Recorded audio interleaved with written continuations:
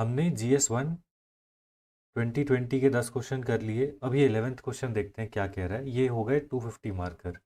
यहाँ पे कह रहे हैं कि इंडियन फिलोसफी एंड ट्रेडिशन, ठीक है, played a significant role in conceiving and shaping the monuments and their art in India। ठीक है, तो भाई मैं इसमें मतलब ये कह रहे हैं कि कैसे इंडियन फिलोसफी एंड ट्रेडिशन ने हमारे मॉन्यूमेंट और उनके आर्ट को बेसिकली इंस्पायर किया है। ठीक है, how can I write it. पहली बात तो मॉन्यूमेंट्स हो जाएंगे, तो maybe I can just follow the simple approach कि पहले मौर्य, ठीक है, फिर उसके बाद गुप्ता, फिर इसके बाद साउथ का कुछ, और क्या लिख सकते हैं साउथ के साथ साथ। We can go to Muslim also, no, कहाँ लिखा है, इंडियन बोला है ना, तो जो मुस्लिम आर्किटेक्चर जो मुस्लिम पीरियड में बना। इसी के साथ साथ सिख का एग्जाम्पल भी ले लेंगे भाई, गोल्डन टेम्पल का चलते चलते। चलिए आइए शुरू करते हैं। मौर्यन पीरियड में मुझे दिखते हैं स्तूप बने हुए, है ना, स्तूपास दिखते हैं। जो स्तूपास हैं, जो स्तूप थे, है ना, उनके तोरानास पे, ठीक है, उनके तोराना पे, चलो पहले एक काम करता हूँ, पहले सारे लिख लेते हैं और फिर उसके बाद देखेंगे कैसे वो इंडियन फिलोसफी ने उनको वो करा। ठीक है, चलिए। सबसे पहले मुझे यहाँ पे स्तूपों के बारे में याद है, स्तूपा। फिर इसके बाद और क्या दिखता है मौर्यन में, मुझे बराबर केव्स दिखती हैं। ठीक है, और आगे मैं चलूँ गुप्ता पीरियड में, तो मुझे मंदिर दिखते हैं। मंदिर कौन से दिखते हैं हमको, मंडपेश्वर, और इसी के साथ साथ हमने देखा था कोटेश्वर मंदिर।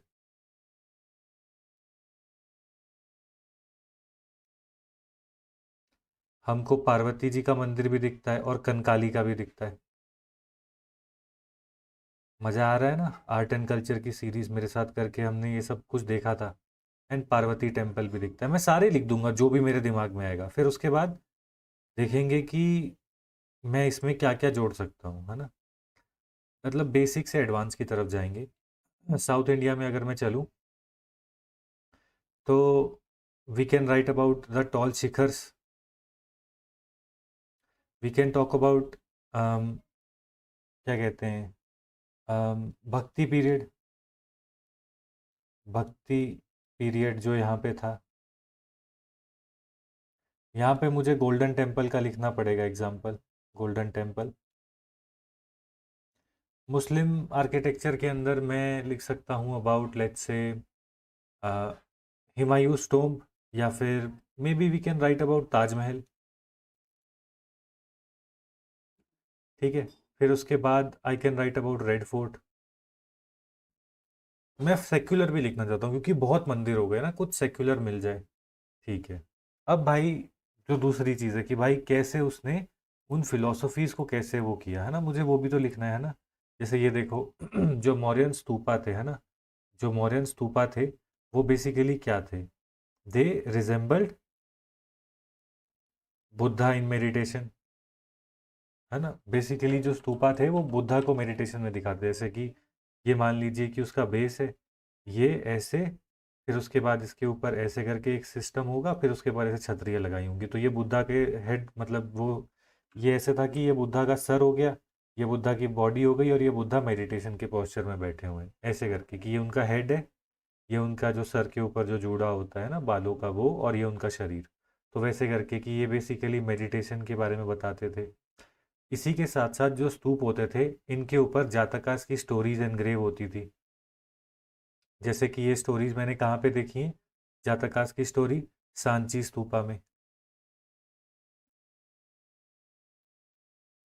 इसी के साथ साथ बराबर केव्स जो हैं, है ना, बराबर केव्स जो हैं वो क्या दिखाती हैं, वो टॉलरेंस की प्रतीक है, क्योंकि एक बुद्धिस्ट किंग या फिर बुद्धिस्ट फिलोसफी को फॉलो करने वाले राजा ने आजीविकास के लिए बनाई थी। अगर मैं बात करूँ कोटेश्वर मंदिर की, तो ये बेसिकली बैरल शेप्ड टेम्पल है ना, बैरल शेप्ड टेम्पल है, जो मैं ऐसे लिखूंगा कि मंडपेश्वर से लेकर मंडपेश्वर टेम्पल से लेकर कोटेश्वर टेम्पल की जर्नी क्या दिखाती है? ट्रेडिशन दिखाती है। किसकी? ट्रेडिशन दिखाती है आर्किटेक्चरल हेरिटेज की।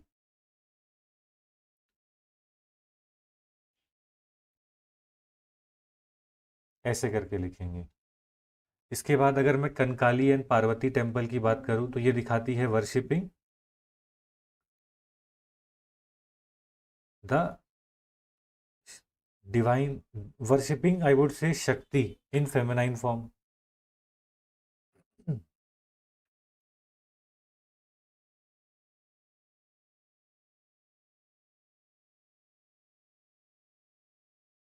ठीक है।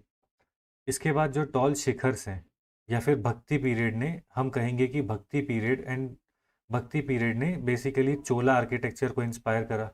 चोला आर्किटेक्चर को इंस्पायर करा। आप ऐसे लिख सकते हो कि भक्ति पीरियड में चोला आर्किटेक्चर को उसने इंस्पायर करा, ऐसे करके आई वुड राइट। और इसी के साथ साथ मैं ये भी कहूँगा कि जो महाभारत महाभारत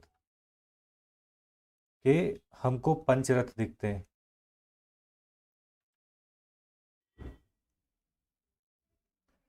बाय पल्लवास। है ना। चलिए, अगर हम बात करें गोल्डन टेम्पल की, तो इसके गोल्डन टेम्पल में चारों तरफ दरवाजे हैं। गोल्डन टेम्पल की एंट्रेंस जो है वो चारों तरफ से है, ऐसे करके, जो कि दिखाता है कि this religion is open to people of all race religion. कि मतलब ये जो गुरुद्वारा है, it is open to all race, all religion and all caste. है ना। ऐसे करके मैं लिखूंगा। जो ताजमहल है, जो रेड फोर्ट है, ये इंडो इस्लामिक आर्किटेक्चर के इस्लामिक आर्किटेक्चर से, ये इंडो इस्लामिक आर्किटेक्चर है, जो कि दिखाता है कन्फ्लुएंस ऑफ क्या, जो कि मतलब इंस्पायर्ड है फ्रॉम सूफिज्म, की आइडिया ऑफ सूफिज्म से ये इंस्पायर्ड है ना। ऐसे करके आप लिख दोगे कि इसमें सूफिज्म के आइडियाज़ दिखते हैं। और मतलब this is how I would right कि इसमें सूफिज्म के आइडियाज़ हमको मिलते हैं। यूनिक इंडो इस्लामिक आर्किटेक्चर है। और आप कह लोगे कि और हम क्या कह सकते हैं, है ना। This is how I would right कि मतलब एग्जामिनेशन में अगर आएगा तो, क्योंकि मैं मतलब ऐसे जब मैं सोचूंगा ना, तो मैं क्या करूँगा, मैं मॉन्यूमेंट्स को सोचूंगा कि मॉन्यूमेंट्स कौन से मुझे आते हैं। ठीक है।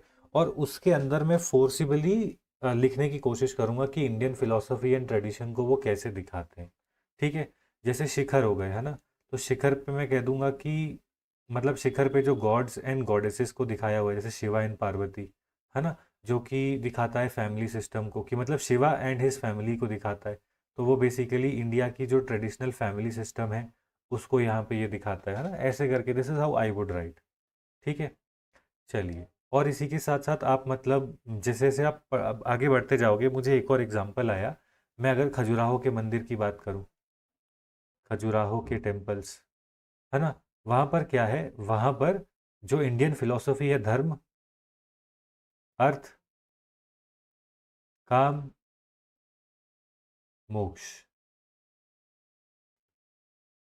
तो धर्म जो है बेसिकली टेम्पल जो बनाया है ना, उसको ऐसे करके बनाया हुआ है खजुराहो को, कि मतलब बेसिकली यहाँ पे गॉड्स होंगे, गॉड्स की फिगर होगी। ठीक है। यहाँ पे जो डेली एक्टिविटीज़ होती हैं वो होंगी। फिर इसके बाद इसके जो ऊपर होगा, है ना, यहाँ पे बेसिकली, अच्छा ऐसे नहीं, मतलब यहाँ पे गॉड्स की फ़ोटो होगी जो कि धर्मा के प्रतीक हैं।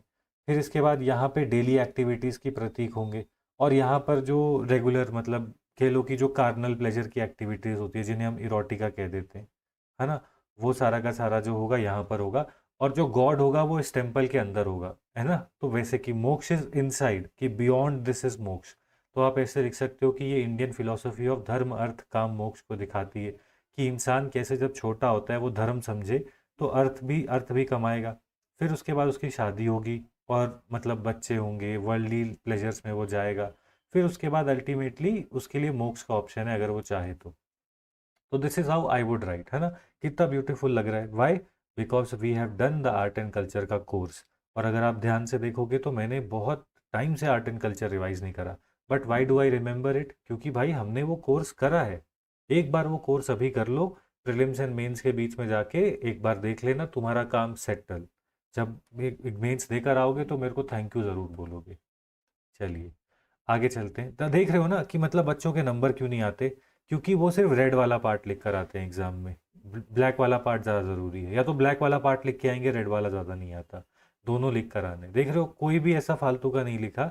मतलब मैंने बनाए हैं, I have forced myself to think, है ना, to think and try to come with other thing कि भाई इंडियन फिलोसफी एंड ट्रेडिशन को वो कैसे दिखाता है। चलिए अगला देखते हैं। या खुदा ये क्या पूछ लिया। Persian literary sources of medieval India reflect the spirit of that age. भाई ये ऐसा एग्जाम में भी आता है। मैं तो AIR 10 सत्यम गांधी सर का वीडियो है, ठीक है। उन्होंने कहा था जब ये पेपर आया था तो मुझे कुछ नहीं आता था, मेरे को 3 किताबों के नाम पता थे, मैंने लिख दिए ऐसे करके। मतलब उन्होंने कहा कि मैंने ऐसे लिखा, जैसे ऐसे करके बनाया, यहाँ पे लिखा अकबरी। अगले पेज पे गए और वहाँ पे लिख दिया अकबरनामा। और अगले पेज पे उन्होंने एक किताब लिखी, बोले घर पे आके चेक किया तो वो टर्किश किताब थी, शायद बाबरनामा लिखा था उन्होंने, है ना। तो मैं इसीलिए कह रहा हूँ कि भाई मुझे भी नहीं आता, लेकिन क्योंकि मतलब मेरे को थोड़ा बहुत तो याद आ रहा है। मुझे याद आ रहा है Akbarnama, Persian literary sources of medieval India reflect the spirit of that age. तो भाई मुझे दिखाना है कि वो स्पिरिट ऑफ दैट एज को कैसे करते थे, पर लिटरेरी सोर्सेज मुझे क्या पता है। अकबरनामा, अकबरनामा, ठीक है, मेरे को एक ये पता है। फिर इसके बाद आई नो अबाउट अकबरी।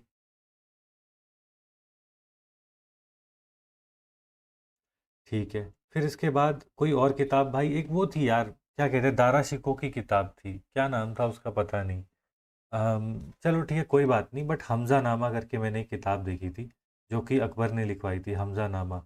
जहाँ पे बेसिकली एक, जैसे हमारे यहाँ पे बहुत सारे सुपर हीरोज़ हैं ना, जैसे हमारे यहाँ पे कर्ण है एक सुपर हीरो, तो वैसे हमजा हैं, तो इन्होंने बेसिकली इस्लाम के लिए बहुत कुछ किया होगा, ठीक है। तो हमजा नामा हो गए। फिर और मेरे को कोई किताब अगर याद आए तो मैं कह दूंगा कि वेरियस नहीं आता तो मैं क्या करूँ भाई, वेरियस सूफी टेक्स्ट्स, सूफी टेक्स्ट्स ऐसे करके लिख दिया, ठीक है। 5वें पे लिख दूंगा वर्क्स ऑफ गालिब। गालिब तो उर्दू का है भाई, क्या लिख सकते हैं, वर्क्स ऑफ फैजी करके लिख सकते हैं, है ना, various other works of Faizi. तो ऐसे करके मतलब मैं एग्ज़ाम में लिखता। अब मैं क्या करता, ये मैंने लिख दिया ना, अब मुझे दिखाना है कि ये उस समय की स्पिरिट को कैसे दिखाती थी। वाह क्या लाइन है। ठीक है, तो मैं क्या करूँगा, पेन का कलर चेंज करते हैं और सोचते हैं। अकबरनामा है ना। तो अकबरनामा जो है वो अकबर को एक टॉलरेंट किंग की तरह दिखाती है, टॉलरेंट किंग की तरह दिखाती है, जो कि दिखाती है which which is driven from the spirit of Sufism. इसी के साथ साथ अकबरी जो है वो लैंड रेवेन्यू की बात करती है, या फिर मतलब लैंड रेवेन्यू सिस्टम की बात करेगी। यार नाम याद आ जाए ना, दसवंत नाम था नहीं भाई, लैंड रेवेन्यू सिस्टम, मनसबदारी, या फिर लैंड रेवेन्यू सिस्टम की बात करती है, जहाँ पे लैंड रेवेन्यू से पहले सर्वे की बात होती है, सर्वे की बात होती है जो कि साइंटिफिक है। इसी के साथ साथ अकबरी में दा क्या कहते हैं, बायोमेट्रिक की भी बात होती है, कि मतलब जो सोल्जर होगा उसकी बायोमेट्रिक इंफॉर्मेशन की हम इन बायोमेट्रिक इंफॉर्मेशन रखेंगे, कि 4 फुट का है, आंखों पे, कान के पास में। तुमने देखा है बचपन में जब हम अपना रिपोर्ट कार्ड भरते थे, तो वो कहते थे कि ये बताओ कि तुम्हारी बॉडी का वो क्या है, तो मैं बोलता था मोल on the left hand little finger, है ना, ऐसे करके। तो तुम्हारा भी कुछ होगा तो हम कहेंगे बायोमेट्रिक का इस्तेमाल होता था इन द मिलिट्री, ठीक है। फिर इसी के साथ साथ अकबरी, या फिर उसके बाद मैं ये भी कहूँगा कि यहाँ पे लिखा है ना स्पिरिट ऑफ दैट एज, तो हम कहेंगे कि आर्किटेक्चरल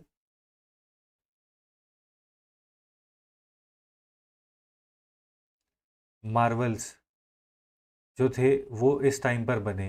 अकबरी उन आर्किटेक्चरल मार्बल्स की बात करती है, जैसे कि हुमायूं टोम, ठीक है।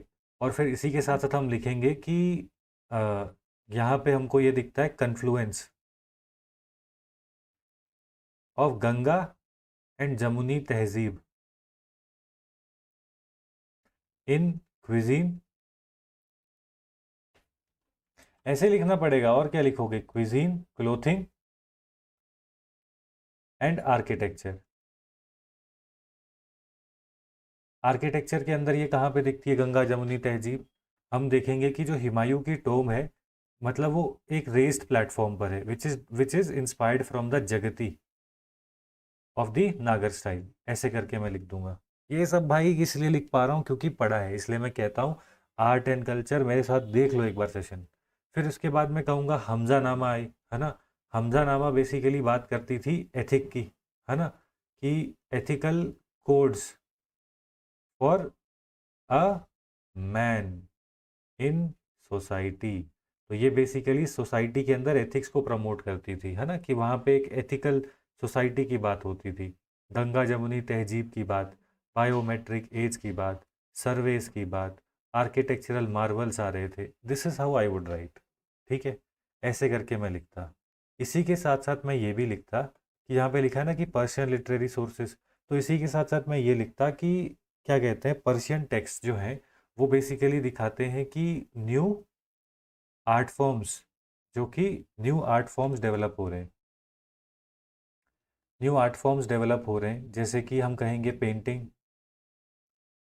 जो कि अपनी जीनत में पहुंचेगी अंडर जहांगीर। इसी के साथ साथ डांस, जैसे कि टप्पा, है ना।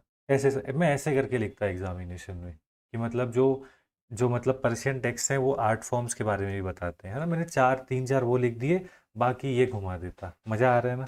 मैंने कुछ भी, तुम, I am challenging you, prove me wrong, send me chat GPT screenshot की, देख तूने ये बताया गलत है।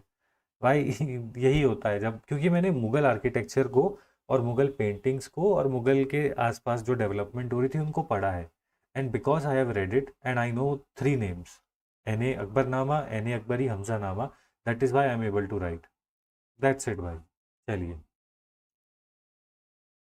आगे देखते हैं। आगे यहाँ पे लिखा है since the decade of 1920s, Gandhi ji का पीरियड है ये, the national movement acquired various ideological strands thereby expanded its social base. Since the decade of 1920s, ठीक है।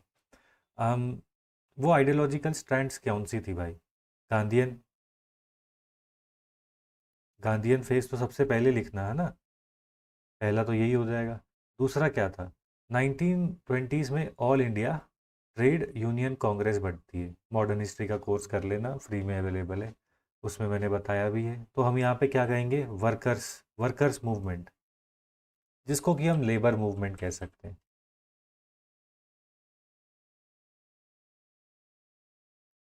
ठीक है, जिसमें मेरे को तो एग्जाम्पल भी आता है, बॉम्बे हैंड मिल, हैंड मिल वर्कर्स एसोसिएशन। ठीक है, मतलब नहीं लिखते हैं चलेगा, लेबर मूवमेंट। फिर इसके बाद क्या हुआ? हमने देखा कि 1922 में कम्युनिज्म इस्टेब्लिश हो गई, वर्ल्ड हिस्ट्री में देख लेना। वहीं पे हमने एम एन रॉय की बात करी थी, वर्ल्ड हिस्ट्री का कोर्स भी फ्री में अवेलेबल है। एम एन रॉय, और वो क्या लेकर आएंगे? कम्युनिज्म। इसी के साथ साथ हमने भगत सिंह की ऑर्गेनाइजेशन देखी थी। यहाँ पे लिखना है भाई एम एन रॉय, ऐसे नहीं चलेगा। एम एन रॉय ऐसे करके लिखना है। यहाँ पे लिखना है, क्या लिखना है? लाला लाजपत राय। इन्होंने शुरू करी थी all India trade union Congress. इसके पहले प्रेसिडेंट थे यहाँ पे गांधी, गांधी जी तो लिखोगे ही, गांधी जी। इसी के साथ साथ सोशलिज्म, सोशलिज्म में मुझे क्या दिखता है? भगत सिंह दिखता है, हिंदुस्तान सोशलिस्ट रिपब्लिकन एसोसिएशन। कौन दिखते हैं? नेहरू जी दिखते हैं। इसके बाद कौन दिखता है भाई? मेरे को अथॉरिटेरियन या डिक्टेटोरियल में सुभाष चंद्र बोस लिखने का मन कर रहा है, बट लिखूंगा नहीं, है ना, because he also wanted to establish India as a socialist, socialist state. और मुझे क्या दिखता है आइडियोलॉजिकल स्टैंड में? विमेन मूवमेंट, वुमेन्स मूवमेंट किसकी थी? वुमेन्स मूवमेंट में कौन था? हम कहेंगे सरोजनी नायडू।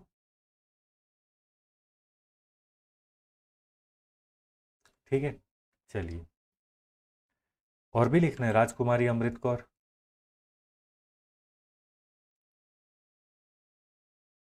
और लिखना है, maybe can we not write about क्या नाम था उनका यार, फिरोज शाह मेहता। दादा भाई नौरोजी की सेक्रेटरी भी थी ना वो, जो जर्मनी में थी, स्टटगर्ड में उन्होंने लगाया था झंडा। ठीक है, नाम तो याद नहीं आ रहा। चलिए, दो तो हैं, चले काफ़ी है। और देखते हैं और क्या है। दलित मूवमेंट, अंबेडकर जी की।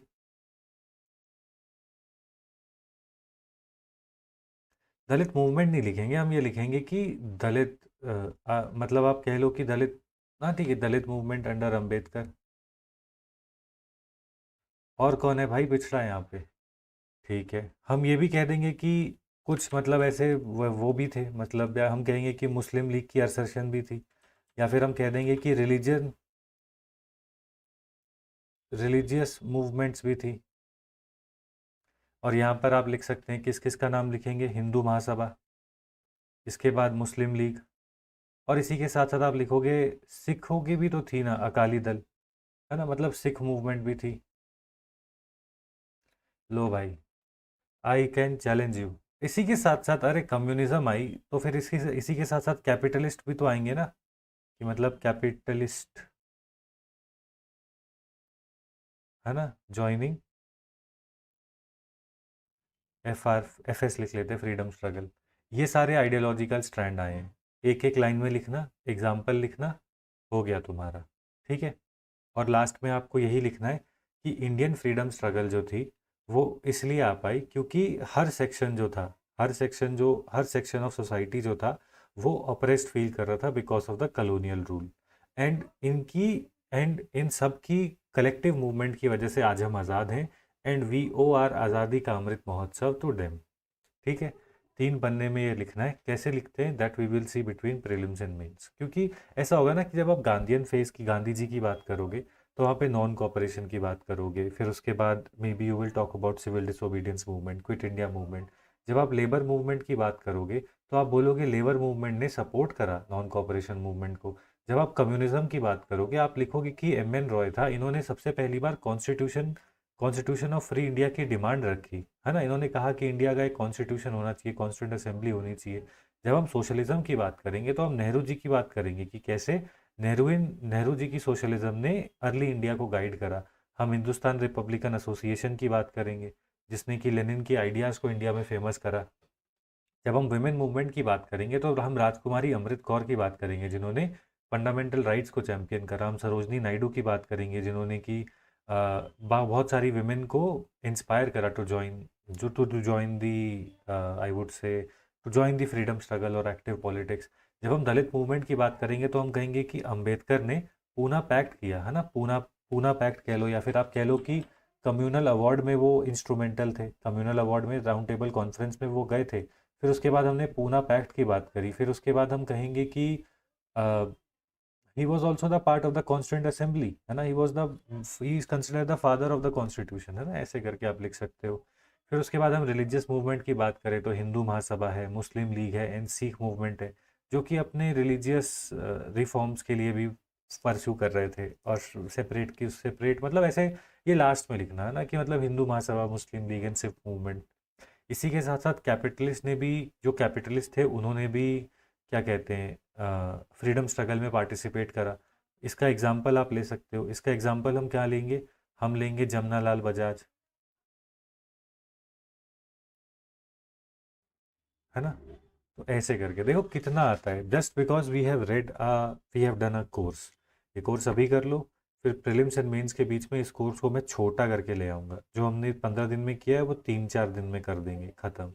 देख रहे हो, this is why I am telling you sir, do the course, free में अवेलेबल है, टाइम हो तो कर लेना, ठीक है। तो ऐसे करके मैं लिखूंगा एग्जामिनेशन में, जब मैं लिखूंगा तो पेज 3 भर ही जाएंगे, ठीक है। चलिए, आगे चलते हैं। अगला यहाँ पे लिखा है, देखो ज्योग्राफी आ गया है ना, टक करके अपने आप को वो कहना है कि भाई ये ज्योग्राफी आ गया, थोड़ा देखो।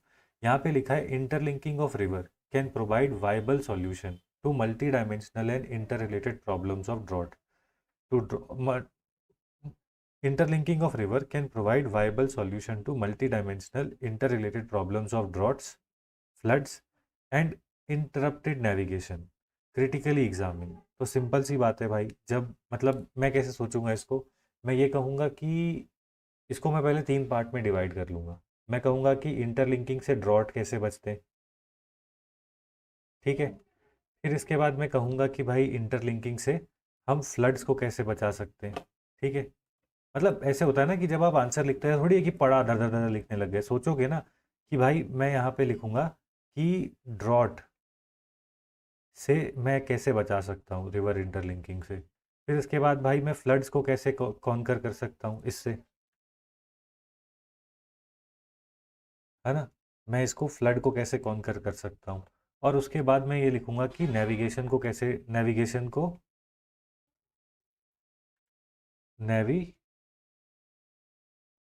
नेविगेशन को कैसे ठीक कर सकते हैं। 15 मार्कर है, if I am able to write let's say 15 points, तो मैं तो अपनी विक्ट्री मानूंगा, मतलब 15 पॉइंट्स इज विक्ट्री।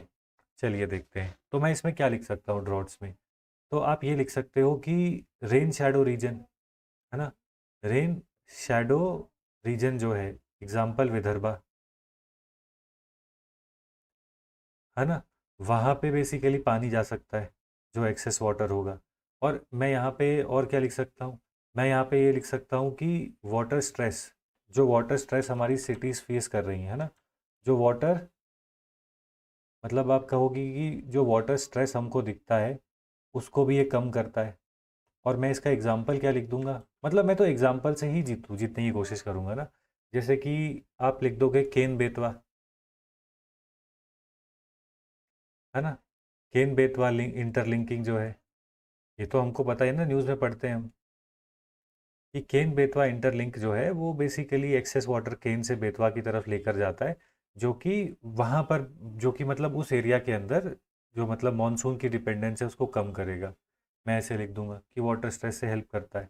और ये ड्रॉट से कैसे मिटिगेट करेगा, can provide viable solution to multidimensional interrelated problems of drought.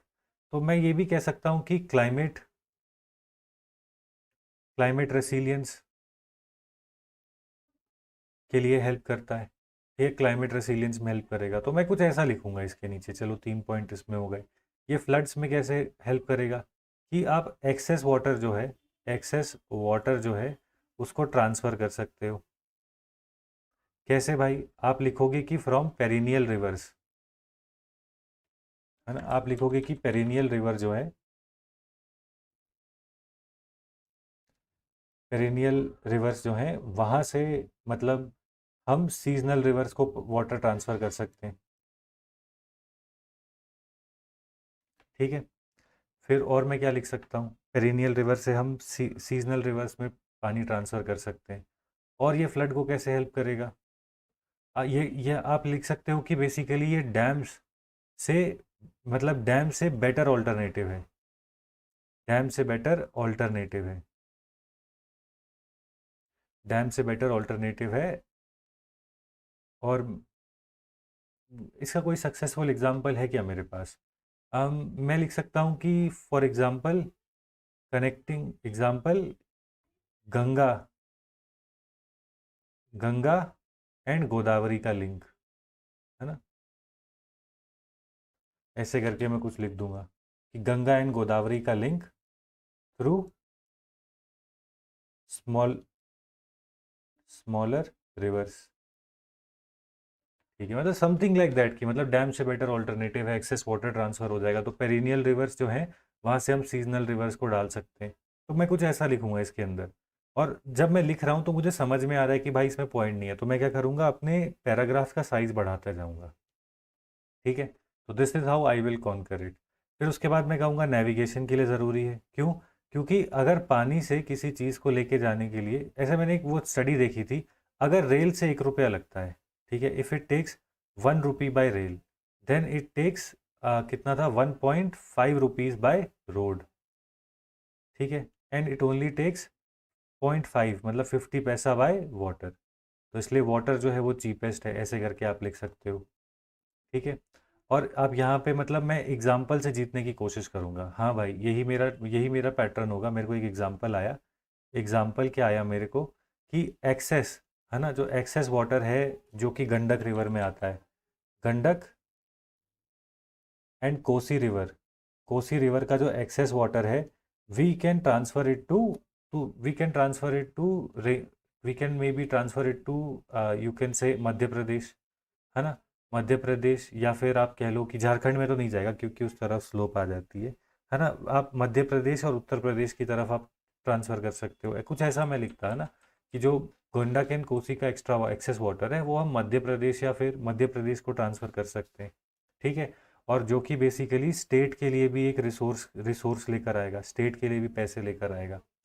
तो नेविगेशन में फिर उसके बाद मैं कहता कि इंडिया का लेस देन 20% ऑफ, जो अभी इंडिया का लेस देन 10% भी नहीं है शायद, 20% सेफ साइड के लिए मैं लिखूंगा 20, जो 20 जो कार्गो है या लॉजिस्टिक्स है वो 20% भी नहीं, 20 भी ज़्यादा बोल दिया भाई, लेस देन 10% ऑफ इंडिया का जो लॉजिस्टिक है वो वाटरवे से जाता है, वाटरवे से जाता है। एंड यही सेम चीज़ चाइना में, चाइना में 60% है, ऐसे करके लिख दूंगा। इसी एंड ऐसे ही मैं लिख दूंगा कि यूएसए यूएसए में ये जो लॉजिस्टिक है इट गोज़ बियॉन्ड 70%। तो इसलिए वाटरवेज जो है वो डेवलपमेंट का भी इंडिकेटर है, आप ऐसे लिख सकते हो, है ना। फिर मैं उसके लिए उसके बाद मैं लिखूंगा प्लान फॉर फ्यूचर, नहीं आता ना मैं क्या करूँ प्लान फॉर द फ्यूचर, अब बनाना है भाई उसको, है ना, कि मतलब आपको ये दिखाना है कि हाँ ठीक है मेरे पास पॉइंट नहीं है बट मेरे पास दिमाग है। प्लान फॉर द फ्यूचर क्या होगा, मैं बोलूँगा integrated integrated canal development,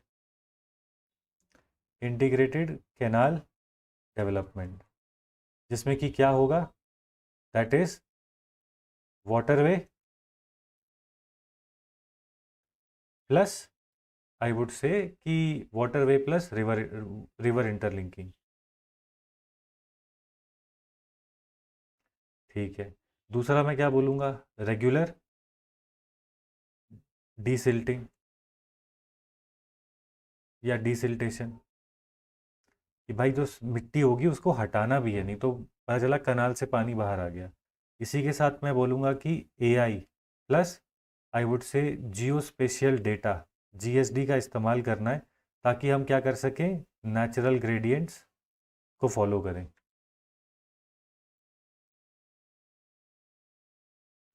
natural gradient को फॉलो करें इन डेवलपमेंट, मतलब बेसिकली नेचुरल स्लोप को हम फॉलो करके चलाएं। तो this is how I would right, कि भाई मुझे ये नहीं आता ना, लेकिन मैं तुझे बताता हूँ रिवर इंटरलिंकिंग कैसे होगी, टेक्नोलॉजी कैसे इस्तेमाल होगा और हमको क्या क्या करना पड़ेगा, ठीक है। और फिर उसके बाद हम यही लिखेंगे कि river interlinking has a transformative potential, है ना, has a transformative potential and can make India's can make India's water resources more resilient against the climate change, ऐसे लिख के फिर मैं बोल देता नाम नाम ऐसा सवाल हमको मत देना, ठीक है। चलिए आगे चलते हैं। अब मेरे दिमाग में वो बैठ गया ना कि रिवर इंटरलिंकिंग है, तो मैं क्या करूँगा, अभी जल्दी से जाके देख लेता हूँ कि रिवर इंटरलिंकिंग के कौन कौन से, मतलब मेरे को मतलब कोई ऐसा डेटा मिल जाए ना रिवर इंटरलिंकिंग का, कि अगले साल जो आएगा मैं वो डाल दूंगा, तो तुमको भी दिखाता हूँ मैं भी देखता हूँ। माशाल्लाह, चेक करें, ये देखो भाई, ये रिवर इंटरलिंकिंग का प्लान चल रहा है, ठीक है। चलो आओ देखते हैं, ये लोग देखो क्या कह रहे हैं। यहाँ पे ये कह रहे हैं कि कोसी रिवर को हम इंटरलिंकिंग कर देंगे घाघर से, ठीक है। ये देखो कोसी घाघर इंटरलिंकिंग, ये देख रहा है, मैंने कोसी का नाम लिया था और मैंने कहा था कि उसको मध्य प्रदेश की तरफ, तो ये क्या कर रहे हैं, कोसी घाघर इंटरलिंक, ये याद रखना, ठीक है। अब आगे चलते हैं, जो भी इजी होंगे, जैसे गंडक एंड गंगा का ओवरलिंक है, ठीक है, तो ये गंडक है और ये गंगा का ओवरलिंक है, यूपी की तरफ जा रहा है पानी, ठीक है, तो गंडक गंगा, ये भी याद रख सकते हैं। इसी के साथ साथ ये वाला देखो, ये शारदा रिवर आती है जो कि नेपाल इंडिया के बॉर्डर पे चलती है उत्तराखंड में, और उसको ये कह रहे हैं कि हम लोग यमुना से जोड़ देंगे, तो शारदा यमुना इंटरलिंक है ये वाला देखो, और ये इंदिरा गांधी कैनाल में जा रहा है पानी, देख रहे हो, तो इस चीज़ को हमको याद रखना है, कुछ भी हो जाए, ठीक है। शारदा गंगा, ये देखो भाई क्या क्या इंटरलिंकिंग है भाई, देखो राजस्थान में, ये देखो शारदा, ये यमुना, और फिर उसके बाद ये वाला पूरा आगे चलते चलते यमुना इन राजस्थान, यमुना राजस्थान, और फिर ये साबरमती रिवर में जाएगा ये वाला। तो इससे क्या होगा भाई, पूरे के पूरे राजस्थान के एरिड रीजन में पानी आएगा, है ना, ऐसे करके हम लिख सकते हैं। केन बेतवा ये हमने देख लिया। फिर इसके बाद कोई भी मतलब मोटे मोटे देखते हैं, ये देखो यहाँ से गंगा रिवर चल रही है, 10वां नंबर का नाम देखना है भाई, बहुत इंपॉर्टेंट है 10th, ये देखो मैंने कहा था ना गंगा एंड गोदावरी को जोड़ने के लिए, देखो गंगा दामोदर सुबर्ण रेखा, ये देख रहे हो, तो गंगा ये रही, और फिर ये दामोदर रिवर में जुड़ रही है और नीचे सुबर्ण रेखा में जुड़ रही है, और ये लंबा खींच के 11 पे सुबर्ण रेखा महानदी, जो कि ये रहा सुवर्णरेखा महानदी। फिर उसके बाद यहाँ से 15 नंबर पे जाना है। 15 नंबर पे क्या है? महानदी गोदावरी। देख रहे हो, मैं ये वाला कह रहा था भाई, गंगा गोदावरी एक्सटेंडेड लिंक, ठीक है, थ्रू स्मॉल रिवर्स। क्योंकि ये मैंने देखा था, मैंने बोला हे राम, ये क्या कर दिया इन लोगों ने, है ना। चलिए, तो इनको, this is what I am saying कि भाई कुछ दो तीन देख ले, सारे याद नहीं करने, मोटा मोटा आइडिया लेकर जाना है एग्जाम में। एग्जाम में घंटा सब याद रहता है, किसी किसी को याद नहीं रहता, ठीक है। टॉपर कॉपी पढ़ के देखना, बूते को लगेगा भाई ये टॉपर बने कैसे, है ना। वो स्ट्रेस में कुछ याद नहीं आता। इसीलिए अभी अपने अपने आप को या अपनी हैसियत को इतना ऊंचा कर लो कि स्ट्रेस में भी ऐसा डेंजरस पॉइंट लिखो। देखो, शारदा, यमुना, और फिर उसके बाद यमुना, साबरमती, ऐसे मैप बना के दिखाना। फिर आप उसके बाद लिखना गंगा, गंगा से दामोदर, सुवर्णरेखा, और सुवर्णरेखा से गोदावरी, ऐसे करके दिखाना। बाकी ये चुटपुट चुटपुट है, ये भी देख लेना, इनमें कोई फर्क नहीं पड़ता। ये कौन सा है भाई, 17 नंबर देखते हैं, बड़ा है। गोदावरी कृष्णा, ये भी अच्छा है ना, गोदावरी और कृष्णा की लिंकेज है, ये तो इजी हो गया ना। गंगा गोदावरी याद कर लो, गोदावरी कृष्णा याद कर लो, और ये शारदा रिवर वाला याद कर लो, गंडक एंड गंगा का याद कर लो, और गंडक गंगा, कोसी गंगा। और यहाँ से ब्रह्मपुत्र वाला भी देख लेते हैं भाई, 14 नंबर का, क्योंकि यहाँ पे बाढ़ आती है ना। ये तो याद भी नहीं होगा भाई। तीस्ता फरक्का कह रहे हैं, ठीक है। और कौन सा है? थर्ड, ठीक ठीक है। तो आप यही लोग कह रहे हैं यहाँ पे ये तीस्ता रिवर आती है और इसको घुमा के हम फरक्का में ले जाएंगे। ये पहले ही बांग्लादेश रोता है, तीस्ता में पानी नहीं आ रहा। ठीक है, तो तीस्ता फरक्का हो गया, तो ये किस में हेल्प करेगी? ब्रह्मपुत्रा में, है ना। तो ये वाला ठीक है। तीस्ता फरक्का आप बता देना, और ये ब्रह्मपुत्रा आप ऐसे भी लिख सकते हो, आप ऐसे लिख सकते हो, ब्रह्मपुत्रा तीस्ता फरक्का, ठीक है, BTF। ये वाला ब्रह्मपुत्रा तीस्ता फरक्का, भाई ये लिख देना, ठीक है। ब्रह्मपुत्रा तीस्ता फरक्का, फिर उसके बाद गंगा गोदावरी, फिर उसके बाद कृष्णा गोदावरी, फिर उसके बाद शारदा यमुना साबरमती। केन बेतवा तो याद ही रहेगा। इसी के साथ साथ गंडक गंगा, और फिर कोसी गंगा। भाई इतना भी अगर तू कर देगा ना, तेरा काम हो गया। ये 19 नंबर देखते हैं, 19 नंबर में क्या है? कृष्णा। ये क्या बात होती है? कृष्णा पेन्नार, ये वाला भाई, कृष्णा और पेन्नार को जोड़ने का लिंक है, ये देख, ठीक है। पेन्नार पेन्नारू करके ना, छोटी सी रिवर है, और ऊपर से कृष्णा आती है। बस भाई, अब मैं क्या करूंगा, एक्टिव रिकॉल से याद करने की कोशिश करूंगा। चलो मैप ही बना लेते हैं भाई, हमको कौन सी जल्दी है, तुमको जल्दी है तो वीडियो आगे कर लो, है ना। हम तो बना के जाएंगे, चलो। ये मैंने मैप बना दिया, क्योंकि ऐसा होता है ना कि इन द एग्जामिनेशन, या फिर ऐसे बोल दिया कर लो, एक होता है करके दिखा, है ना, मेरे को भी पता चल जाएगा, मैं बस बोलता हूँ या मुझे भी कुछ आता है। चलिए, कि मतलब समझा, या बस ऐसे होता है ना, कोई कोई टीचर हवा में बोल देता है ऐसे कर लेना, ऐसे कर लेना, ऐसे हो जाएगा। ये देखो, ऐसे बनाना, ऐसे करके ऐसे जोड़ देना, ठीक है। और यहाँ पर क्या लिखना है? यहाँ पर ऐसे करके लिखना है, शारदा, यमुना, साबरमती। फिर इसके बाद यहाँ से ऐसे ब्रह्मपुत्रा बना देना, कि ऐसे जा रही है, और यहाँ से एक ऐसे लिंक बनाना, ऐसे करके, और इसको ऐसे खींच के लिख देना। क्या लिखना है? ब्रह्मपुत्रा तीस्ता फरक्का। भाई फरक्का में के कैसे आ जाए, फरक्का। फिर इसके बाद क्या करना, आप यहाँ पे गंगा बना देना फिर, ठीक है, ऐसे करके गंगा बना देना, ऐसे करके, मतलब रिवर को डॉटेड बनाना है, नहीं तो पता नहीं चलेगा ना भाई रिवर बनाई तूने या लिंक बनाया। और फिर उसके बाद ऐसी लाइन खींच देना, ऐसे करके, और इसको लिख देना गंडक गंगा।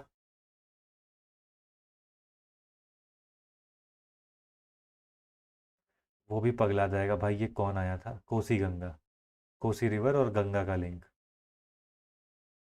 सेंट्रल इंडिया के थोड़ा सा ऐसे करके ऐसे बना देना, और फिर इसको ऐसे जोड़ देना यहाँ से, और इसको लिख देना, मतलब ऑफ कोर्स रिवर डॉटेड में बनानी है, और इसको ऐसे करके जोड़ देना, और इसको लिख देना गोदावरी, या Ganga Godavari extended link, Ganga Godavari, Godavari link, ऐसे करके, है ना। और ब्रैकेट में लिख देना महानदी एंड सुवर्णरेखा, या वाया करके लिख देना।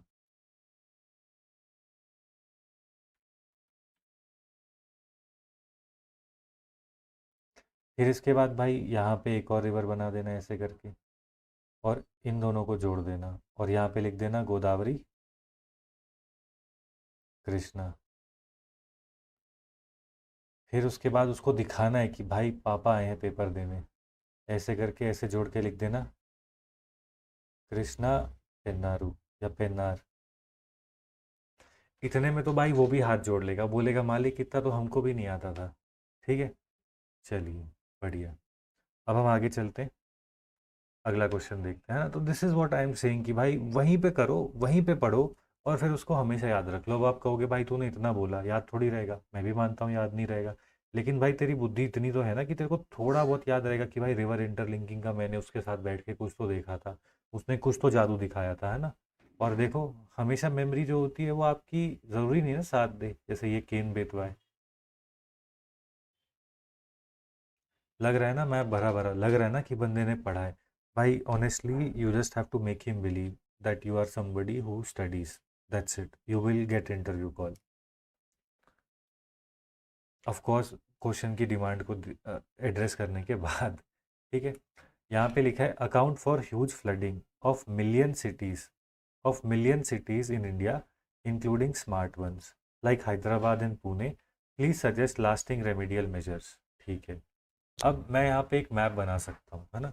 आई can just make a map, जैसे कि, या फिर मैं रीसेंट इवेंट का एग्जांपल भी ले सकता हूँ, जैसे कि मतलब, या फिर मैं कहूँगा कि cities that have seen that have seen flooding in last 2 years, ऐसे करके मैं लिख दूंगा और मैं मैप बना दूंगा, क्योंकि मुझे लगता है ना कि मैप से भाई उसको मतलब मैं प्रूव कर सकता हूँ कि मुझे आता है। दिल्ली, हैदरा दिल्ली, फिर उसके बाद हैदराबाद, मुंबई, कलकत्ता, बेंगलोर, चेन्नई।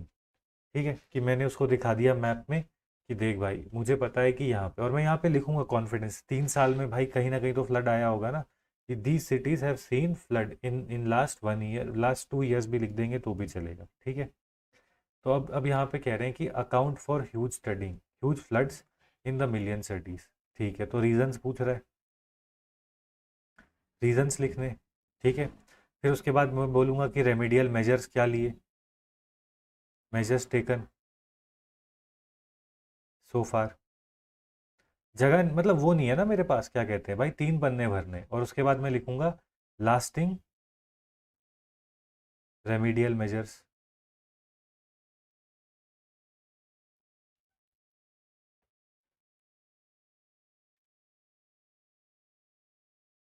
ऐसे करके लिखेंगे, है ना। चलिए देखते हैं, जितना तुम्हें आता है उतना ही मुझे आता है ये टॉपिक में। चलिए, अब हम क्या करेंगे, पहला रीज़न क्या होगा।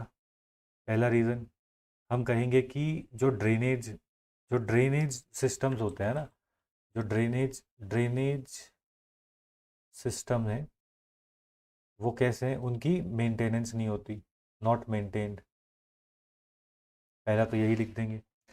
इसी के साथ साथ हम ये लिखेंगे कि जो रिवर जो रिवर का जो बेड है ना, जो रिवर की जो बेड है, अ, उसको क्या कहते हैं भाई, वो एरिया को क्या कहते हैं, जो जहाँ तक रिवर मैक्सिमम फ्लो पे जाती है उसको क्या कहते हैं, रिवर बेड नहीं कहते, कुछ तो कहते हैं।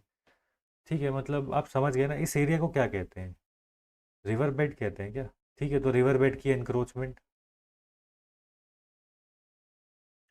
फिर इसी के साथ साथ हम कहेंगे कि वेटलैंड्स वेटलैंड्स जो कि स्पॉन्जेस होती हैं सिटीज़ में, उनको उनको बेसिकली अर्बन इंफ्रास्ट्रक्चर यूज़ में ले लिया। और इसमें मैं एग्जांपल दे दूंगा मुंबई का, कि भाई अगर तुम वेटलैंड जो कि पानी को सोख लेता है, तुम उसके ऊपर ही इंफ्रास्ट्रक्चर बनाओगे तो फिर फ्लड तो आएंगे ही।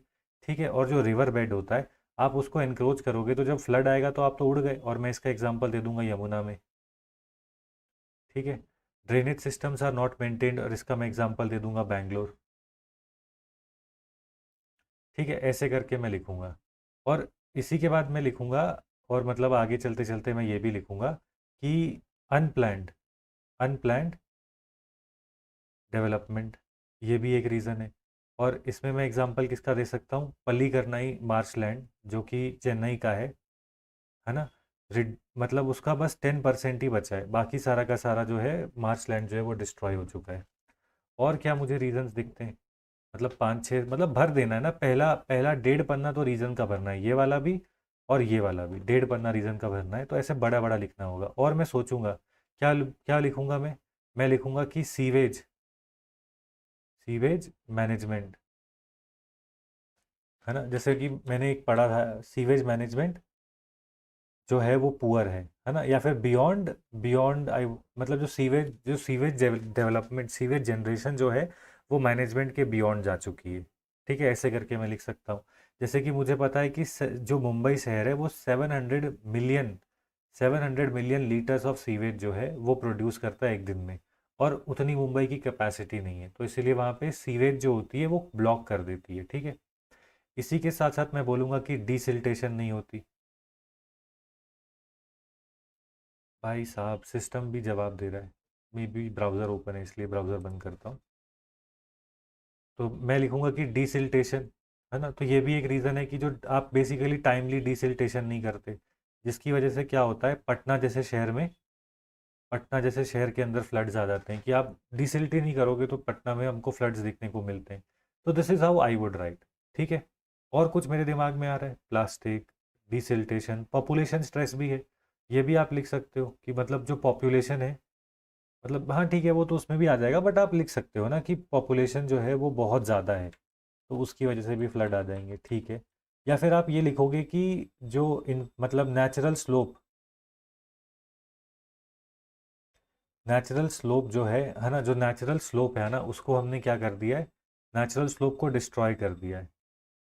जिसकी जो नेचुरल स्लोप है पानी के निकलने की, या फिर जो नेचुरल ड्रेनेज है, नेचुरल जो ड्रेन्स होती हैं, है ना, जो नेचुरल ड्रेन्स थी जो कि इतने सालों से बनी है, हमने उनको डिस्ट्रॉय कर दिया, इसलिए वाटर जो है वो एक जगह पे स्टैगनेंट हो जाता है।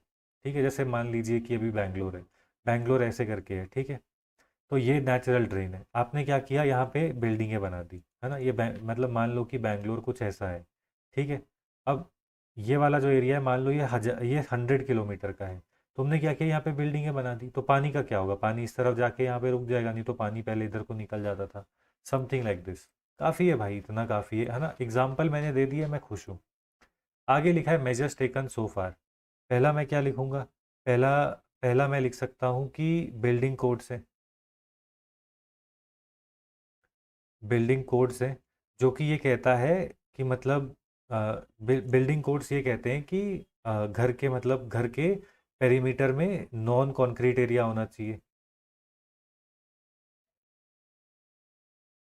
ठीक है, फिर इसके बाद rain water harvesting.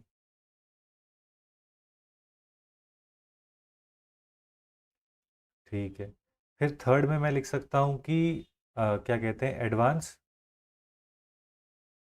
Drain management with AI in Bangalore. ठीक है, ऐसे करके लिख सकते हैं। और क्या किया है सरकार ने इसके लिए, और व्हाट एल्स, और क्या किया है मतलब फ्लड्स के लिए।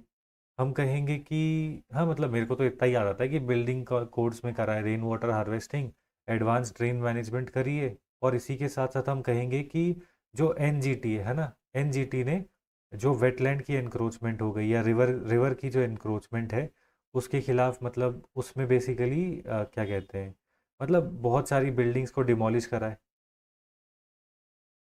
है ना। ऐसे करके मैं लिखता एग्जामिनेशन में कि एनजीटी ने वेटलैंड के अंदर जो कंस्ट्रक्शन है उसे डिमोलिश कराया, एडवांस ड्रेनेज मैनेजमेंट बैंगलोर में दिखती है, रेन वाटर हार्वेस्टिंग है, बिल्डिंग कोड्स कहते हैं जो कि मतलब नॉन कॉन्क्रीट एरिया होना चाहिए, है ना। ऐसे करके मैं लिखता, फिर मैं लिखूंगा कि लास्टिंग रेमेडियल मेजर्स क्या होंगे। ऑनेस्टली तो भाई मुझे भी नहीं पता, तो मैं तो इसमें यही लिखूंगा कि जियो स्पेशियल डेटा का इस्तेमाल करना है, और जो नेचुरल ड्रेन्स है ना, नेचुरल ड्रेनेज जो है उसको रिवाइव करना। फिर इसके बाद मैं कहता कि जो लेक्स हैं, है ना, जो लेक्स हैं उनको, मतलब लेक्स को पॉल्यूशन फ्री करना,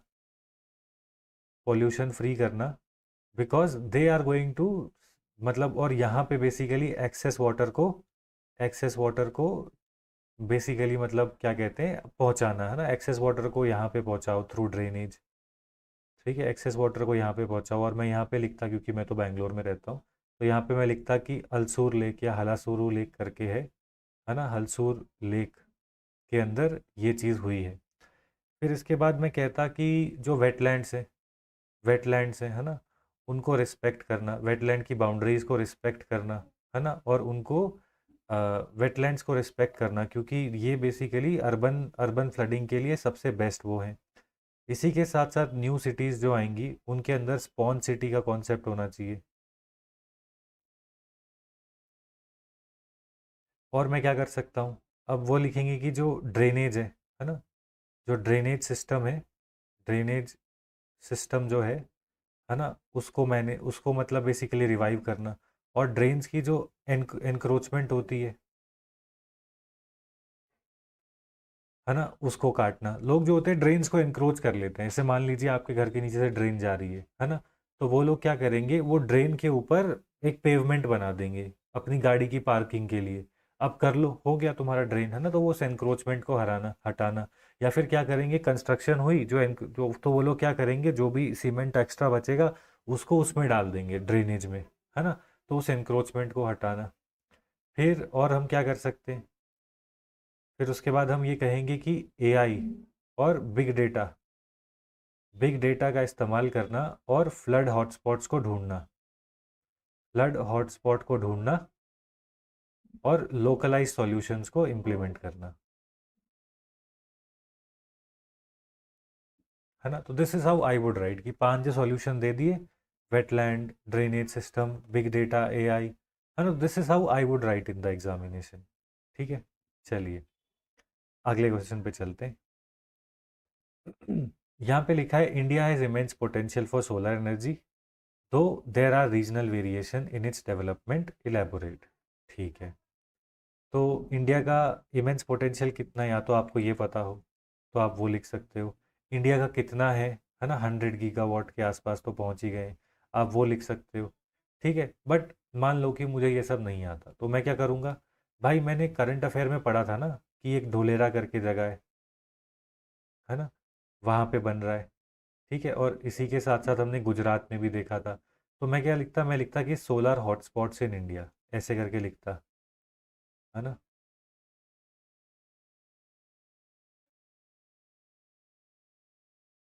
ठीक है, तो मैं यहाँ पे लिख देता कि मतलब ये बेसिकली, ये जो है, ये वाला जो एरिया है ये यहाँ पे बेसिकली बहुत सारा लग सकता है ना, क्योंकि ये राजस्थान का थार मरुआ स्थल है ना, तो वेस्ट लैंड है, तो इसलिए यहाँ पे आपको बहुत सारे सोलर हॉटस्पॉट्स दिखेंगे। ठीक है, तो इंडिया के अंदर रीजनल वेरिएशन यही है सोलार की, कि जो मेजॉरिटी सोलार है वो इस रीजन में, कभी ट्रेन से जाओगे तो दिखेगा कि मेजॉरिटी इस तरफ है, ईस्टर्न इंडिया में सोलार नहीं है, नॉर्थ ईस्ट में सोलार नहीं है, और यहाँ पे भी सोलार नहीं है ना। तो ऐसे करके India has immense solar potential energy, though there are regional variation in its development, elaborate. ठीक है, तो फिर मैं क्या करूँगा, मैं बताऊँगा कि रीजनल वेरिएशन क्या है ना, व्हाट वाई हाउ। तो रीजनल वेरिएशन विजिबल, ऐसे करके लिख दूंगा, और उसमें ये वाला मैंने डायग्राम बना दिया, और फिर लिख दूंगा कि देखो यहाँ पे ज़्यादा है, जबकि यहाँ पे ऊपर लद्दाख वाले रीजन में पोटेंशियल है, नॉर्थ ईस्ट में पोटेंशियल है, यह ना, ये पूरे के पूरे रीजन में पोटेंशियल है यहाँ पे, लेकिन यहाँ पे मुझे कुछ दिखते नहीं है। ठीक है, फिर उसके बाद मैं बोलूँगा रीजन्स फॉर रीजनल वेरिएशन। ठीक है, फिर मैं क्या बोलूँगा कि वो रीजन्स क्या हैं फॉर रीजनल वेरिएशन। तो वो रीजन्स क्या है बताओ, सीधी सी बात है ना। यहाँ पे बेसिकली हम कहेंगे कि राजस्थान और गुजरात के जो वेस्टलैंड्स हैं, है ना, वेस्टलैंड्स अवेलेबल हैं, वेस्टलैंड्स जो हैं वो अवेलेबल हैं, तो वेस्टलैंड्स हैं, तो इसलिए क्या होता है कि लैंड एक्विजिशन लैंड एक्विजिशन जो है ईजी है, लैंड एक्विजिशन ईजी है। लेकिन वहीं पे अगर आप बिहार या फिर अगर आप बिहार जैसी या फिर झारखंड जैसी स्टेट में जाओगे, तो आप देखोगे कि जो लैंड रिकॉर्ड्स हैं, है ना, लैंड रिकॉर्ड्स हैं, वो भी प्रॉपरली मेंटेन नहीं है।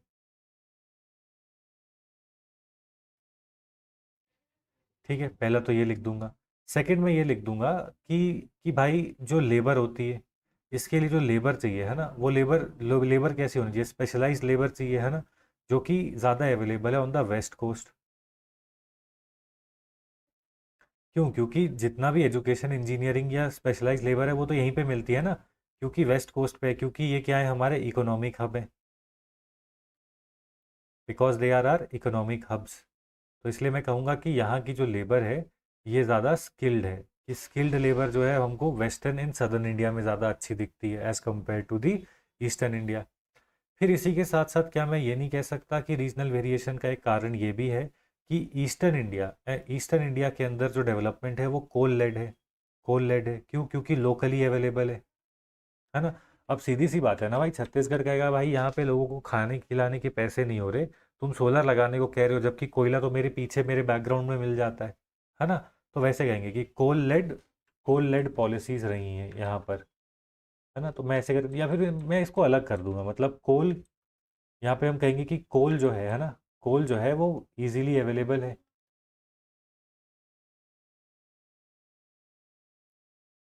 कोल जो है वो इजीली अवेलेबल है, ऐसे करके आप लिख सकते हो। इन द सेम वे मैं ये भी कहूँगा कि जो ईस्टर्न इंडिया है ना, ईस्टर्न इंडिया के अंदर फॉरेस्ट कवर भी बहुत हाई है। फॉरेस्ट कवर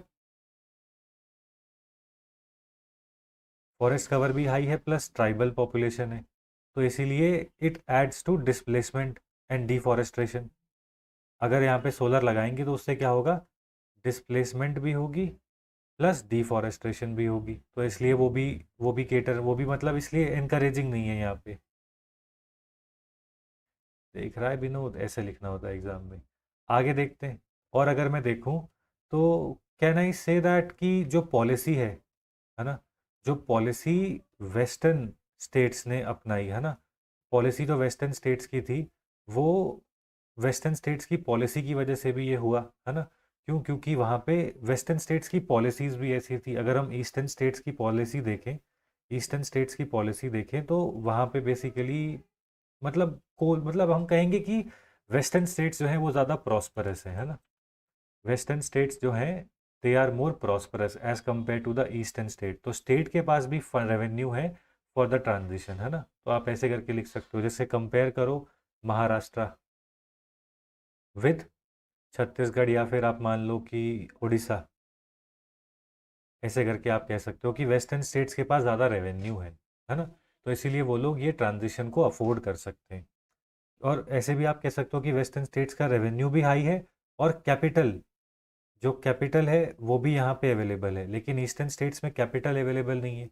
भाई अगर तू बैंकर है तो उसको लोन देगा ना, जो जो गुजरात या मुंबई में अपना धंधा खोलेगा, ईस्टर्न इंडिया वाले को देगा, तो उसका उसका जो कस्टमर बेस है वो कौन होगा, ट्राइबल होंगे। तेरे को रेवेन्यू ही नहीं मिलेगा। तो इसलिए कैपिटल इजीली अवेलेबल है, ठीक है। तो लैंड भी इजीली अवेलेबल है, लेबर भी क्या इजीली अवेलेबल है, कैपिटल भी इजीली अवेलेबल है। और इसी के साथ साथ हम और क्या कह सकते हैं, बस ठीक है, इतना काफ़ी है ना। तो ऐसे करके मैं लिखता।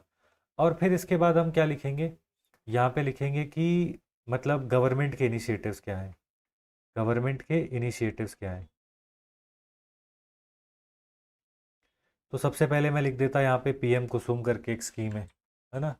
पीएम कुसुम, उसमें रूफ टॉप, मतलब बेसिकली आपको जो एग्रीकल्चरल लेबरर्स हैं उनको इसमें मतलब एक सोलर पैनल दे देते हैं, ताकि उनके खेतों में पानी चलता रहे ट्यूबवेल चलाने के लिए, ठीक है। फिर इसके बाद मैं कह देता कि रूफ टॉप सोलर की स्कीम थी। फिर उसके बाद सोलर में पीएलआई की स्कीम थी। फिर इसी के साथ साथ हम कह देंगे कि एशिया का, है ना, हाँ, इसे मैं कह दूंगा कि एशिया की जो लार्जेस्ट सोलर पार्क है वो इंडिया के अंदर एक दिन होगी इन ढोलेरा। ये भी हम कह सकते हैं, ठीक है। इसी के साथ साथ पब्लिक प्राइवेट पार्टनरशिप के अंदर भी इस सोलर सोलर एनर्जी को देखा जा रहा है। इसी के साथ साथ हम कह देंगे कि हमने इंटरनेशनल सोलर अलायंस बनाया है फॉर शेयरिंग बेस्ट प्रैक्टिसेस, है ना। तो मैं ऐसे करके कहता कि देखो सरकार भी पूरा पुश मार रही है, ठीक है। ऐसे करके मैं लिखता। और फिर उसके बाद शायद एग्जामिनेशन में मैं कह देता कि हम और क्या कर सकते हैं, है ना, वे अहेड। तो वे अहेड में मैं लिख देता कि रूफ टॉप सोलर जो है उसको आप प्रमोट करो। फिर इसके बाद मैं ये भी कह देता कि circular economy in solar, making it more affordable. फिर उसके बाद मैं कहता बेनिफिट्स अंडर कार्बन टैक्स। और फिर मैं कहता कि डिफरेंशियल इलेक्ट्रिसिटी रेट्स, है ना, कि मतलब अगर कोई कहीं पर कोई डिस्कॉम है ना, तो अगर कोई डिस्कॉम है, अगर वो सोलर पैस पैस ले रही है तो आगे वाले जो कस्टमर्स होंगे उनको सस्ती देगी, तो कस्टमर खुद कहने लगेगा सरकार को कि अबे सोलर लगाओ, है ना। तो ऐसे करके मैं कुछ लिखता। ठीक है, चलिए आगे चलते हैं, है ना। तो आप देख रहे हो ना, I hope you are able to understand कि दीज टॉपिक्स या दीज टॉपिक्स आर सच कि मतलब आप बिना पढ़े, या मतलब ऐसा कि आप अपनी पेरिफेरल नॉलेज से इन आंसर्स को लिखते हो, है ना। आप डायरेक्ट दिन में नहीं जा सकते। और मैं यही कह रहा हूँ कि जैसे जैसे हम करंट अफेयर्स करेंगे, बार बार पीवाईक्यूज करेंगे, तुम्हारी ये जो पेरिफेरल नॉलेज है ये चढ़ जाएगी, इंप्रूव होती जाएगी। अभी ये वाला क्वेश्चन देखते हैं। ठीक है भाई, इसीलिए GS1 में भाई टॉपर के भी 90s में आते हैं। यू आर सीइंग ना क्वेश्चन कैसे हैं, कि आप कुछ भी पढ़ लो भाई, इनको मतलब आपको वहाँ पे बना के लिखना होता है। जैसे ये वाला सवाल देखो, मैं कुछ भी पढ़ूंगा नहीं, जितना मेरे को अभी आता है मैं उसी से बोलने वाला हूँ, क्योंकि टॉपर के 90-80 आ रहे हैं ना। चलिए यहाँ पे देखो क्या लिखा है। Examine the status of forest resources, examine the status of forest resources in India. ठीक है, and it's resultant impact on climate change.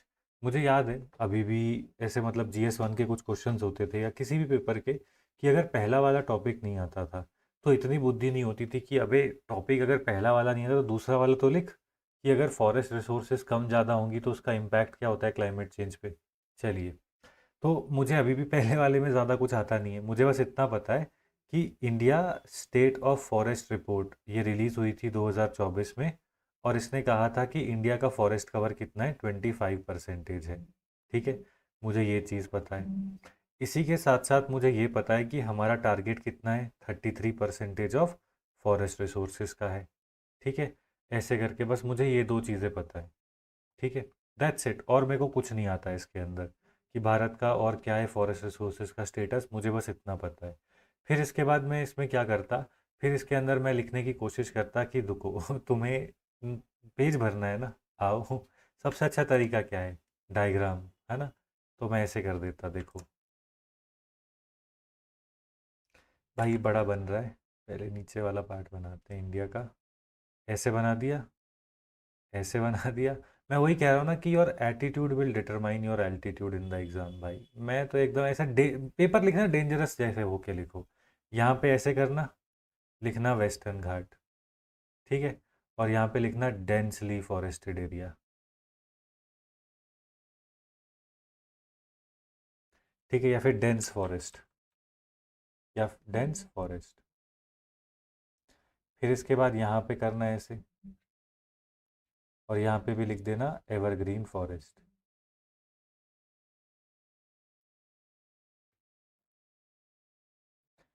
ठीक है, ऐसे कर दिया, एक ये बना दिया।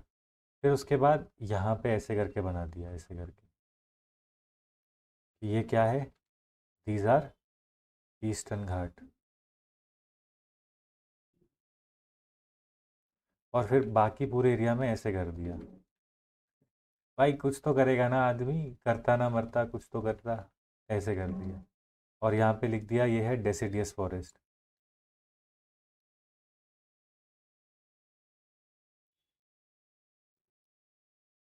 ठीक है, फिर इसके बाद आप यहाँ पे चले जाना, यहाँ पे लिख देना एल्पाइन। ठीक है, मैं तो ऐसे ही करता भाई, है ना। फिर उसके बाद मैं यहाँ पे लिख देता कि हाँ ठीक है, मतलब ऐसे करके मैं इनको मतलब बनाता, दिस इज हाउ मैं इनको बनाता, ऐसे करके कि भाई मुझे इतना तो आता है, इसके नंबर तो दे दे कम से कम, है ना। ऐसे करके मैं बना के आ जाता एग्जामिनेशन में। ठीक है, फॉरेस्ट रिसोर्सेज जाननी थी, ये है। फिर उसके बाद मैं लिखूंगा कि थ्रेट क्या है।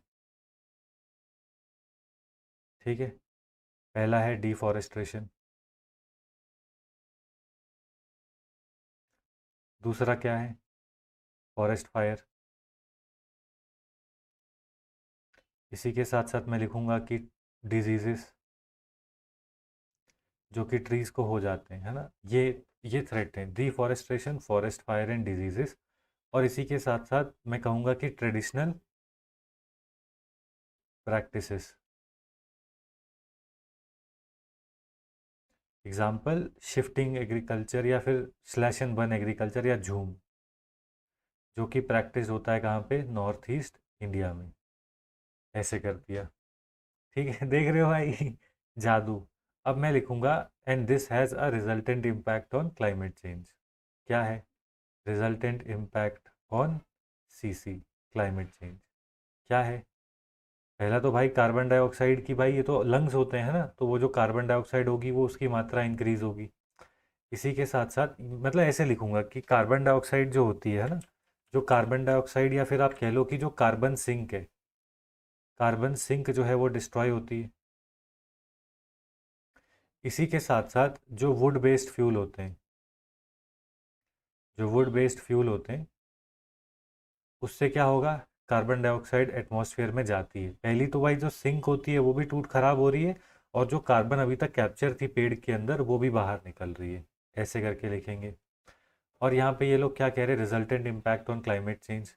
तो इसके बाद हम ये कहेंगे कि अमेजोन, है ना, कि अमेजोन के डिफॉरेस्ट्रेशन, है ना, मतलब एज पर आईपीसीसी, हम बड़ी बड़ी बॉडी के नाम से बड़ी बड़ी बातें करेंगे। As per IPCC Amazon forest की डिफॉरेस्ट, अमेजोन रेन फॉरेस्ट जो है, यहाँ पे जो डिफॉरेस्ट्रेशन हो रही है ना, डिफॉरेस्ट्रेशन हो रही है, उसका डायरेक्ट इम्पैक्ट है ग्लोबल वार्मिंग पर। ऐसे करके लिखेंगे। फिर इसके बाद मैं ये बोलूँगा कि ये regional regional climate, regional regional climate vagaries लेकर आती है, या फिर हम कह लेंगे कि रीजनल क्लाइमेट को रेगुलेट करते हैं, ठीक है। और रीजनल क्लाइमेट को रेगुलेट करते हैं जो फॉरेस्ट है ना। तो ऐसे करके मैं लिखूंगा। और क्या है भाई फॉरेस्ट में, और इसी के साथ साथ आप ये कहोगे कि जो फॉरेस्ट होते हैं, है ना, जो फॉरेस्ट होते हैं वो बेसिकली मॉइस्चर होते हैं, बेसिकली मॉइस्चर, मतलब बेसिकली इनसे भी, फॉरेस्ट जो होते हैं ना, ये जो इनकी ट्रीज होती है ना, वहाँ से मॉइस्चर निकलता है, और वो मॉइस्चर जो होता है आसमान में जाता है और वो क्लाउड्स, बादल बनते हैं, सिर्फ समंदर से नहीं रहते, है ना। तो हम ये बोलेंगे कि जो मॉइस्चर होता है फॉरेस्ट में,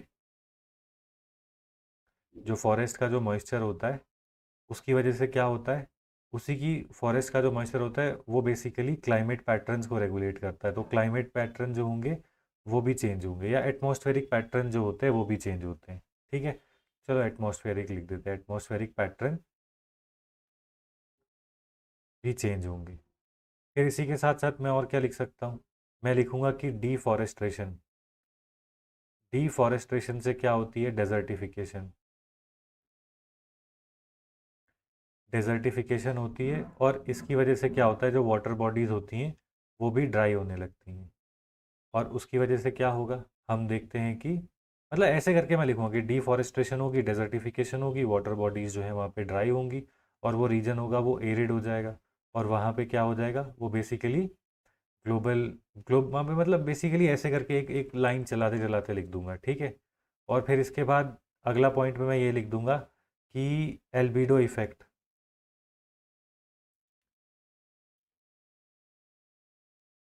अर्थ का जो एल्बिडो इफेक्ट है, अर्थ का जो एल्बिडो है वो डिक्रीज होता है, अर्थ का एल्बिडो जो होता है वो भी डिक्रीज होता है अगर आप डिफॉरेस्ट्रेशन करो, ठीक है।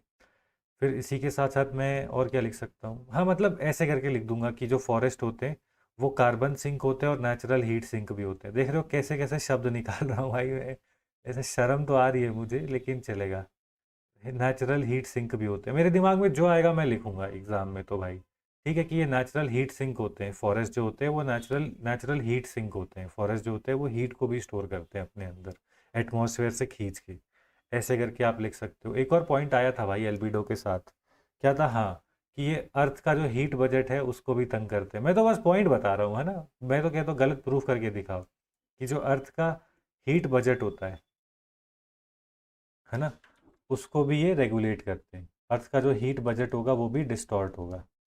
ऐसे करके एग्ज़ाम में आपको लिखना पड़ता है, और आप ये अज्यूम करते हो कि भाई 9 पॉइंट लिखें, है ना, और उसके अंदर आप ऐसे करोगे कि natural heat sink, heat budget, albedo effect, desertification होगी, मॉइस्चर को होल्ड करते हैं फॉरेस्ट, रीजनल क्लाइमेट को रेगुलेट करते हैं, आईपीसीसी ने कहा है इसके बारे में, एंड इसी के साथ साथ वुड बेस्ड फ्यूल से कार्बन डाइऑक्साइड भी आता है और कार्बन सिंक भी जाता है, तो वो भी कहेगा भैया लड़का तो बढ़िया है। है ना, ऐसे करके उसको फील देनी है। तो this is how I would write. See, अब आप कहोगे कि भाई these are not perfect answers, trust me, in the examination you don't get marks for writing every answer perfect. In the examination, if you are able to write 10 questions perfectly, ठीक है, and then 5 questions which are above average, and the rest 5 जिनमें से 3 जो हैं वो तुमने लिख दिया, तुक्केबाजी करके कैसे भी लिख दिया, और 2 ऐसे कि भाई तुम कहीं अगर पढ़ ले तो शर्मा जाए, तुम्हारा सिलेक्शन हो जाएगा and you will gate top ranks. ठीक है। मेन चीज़ थी कि मेरे को नहीं आ रहा था फॉरेस्ट रिसोर्स, मैंने ये रिपोर्ट का नाम लिख दिया, मैंने दिखा दिया फॉरेस्ट क्या है, क्या थ्रेट है, और अगर थ्रेट होगा तो क्या होगा, और फिर उसके बाद सॉल्यूशन भी लिख देंगे, है ना, जैसे कि मिस्टी स्कीम हमें पता है, मियावाकी। देख रहा है विनोद ऐसे ऐसे होता है भाई यूपीएससी क्लियर, मियावाकी। फिर उसके बाद MISHTI scheme, Miyawaki, and then maybe we can write about CAMPA fund. ये कैंपा फंड सरकार का होता है, ये कहती है कि भाई अगर तुम्हें कोई इंडस्ट्री लगाने के लिए डिफॉरेस्टेशन करनी है तो हमको पैसे दो, हम उस पैसे से कहीं और प्लांट लगाएंगे ताकि इंडिया का ग्रीन कवर स्टेबल रहे। ठीक है। मियावाकी किसके लिए? अर्बन फॉरेस्ट्री के लिए, कि मतलब इसमें ना बहुत जल्दी पेड़ उगते हैं। ठीक है। फिर इसके बाद ग्रीन सिटी मिशन, है ना, तो हम ग्रीन सिटी मिशन की भी बात करते हैं।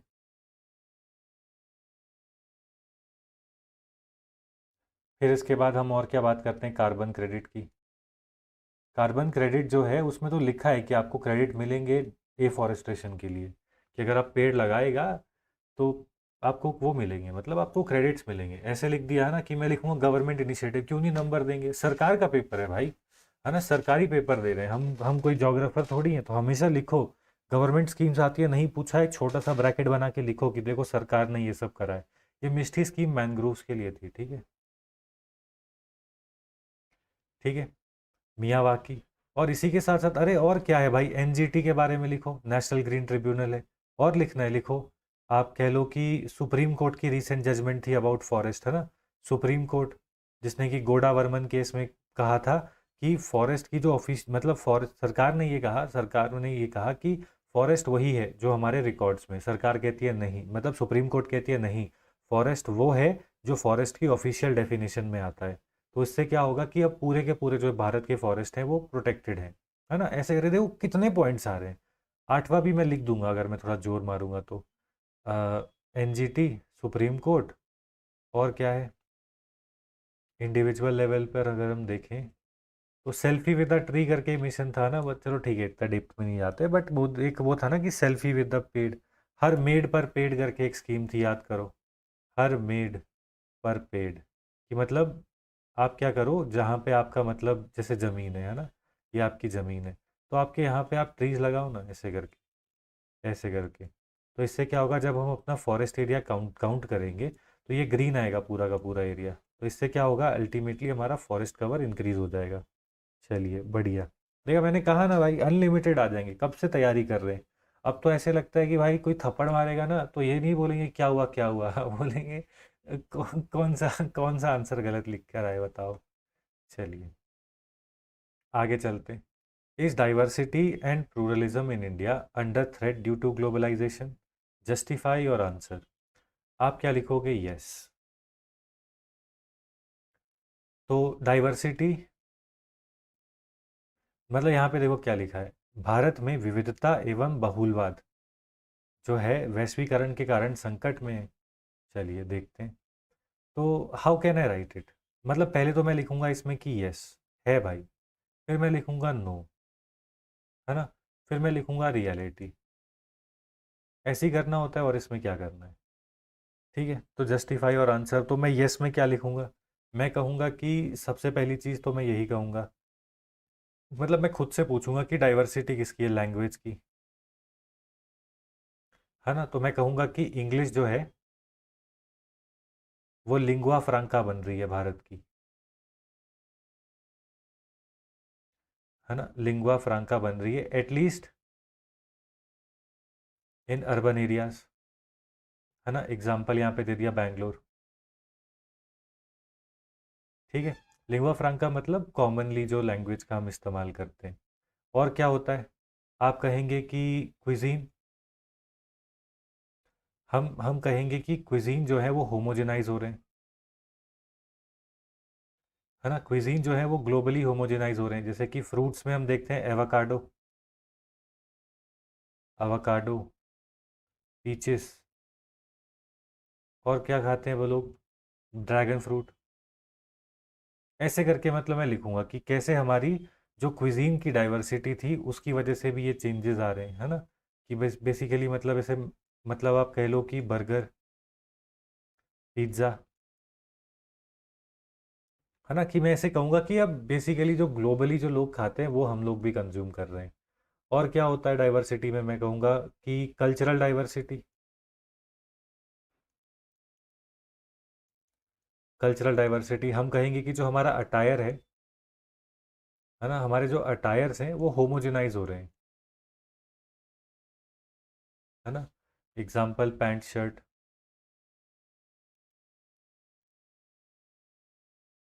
है ना। ऐसे करके और मैं क्या लिख सकता हूँ अटायर के अलावा, कि मतलब बेसिकली भारत के अंदर डाइवर्सिटी और प्लूरलिज्म जो है वो अंडर थ्रेट है ड्यू टू ग्लोबलाइजेशन। और किस चीज़ की डाइवर्सिटी है, लैंग्वेज की है, एथनिक डाइवर्सिटी,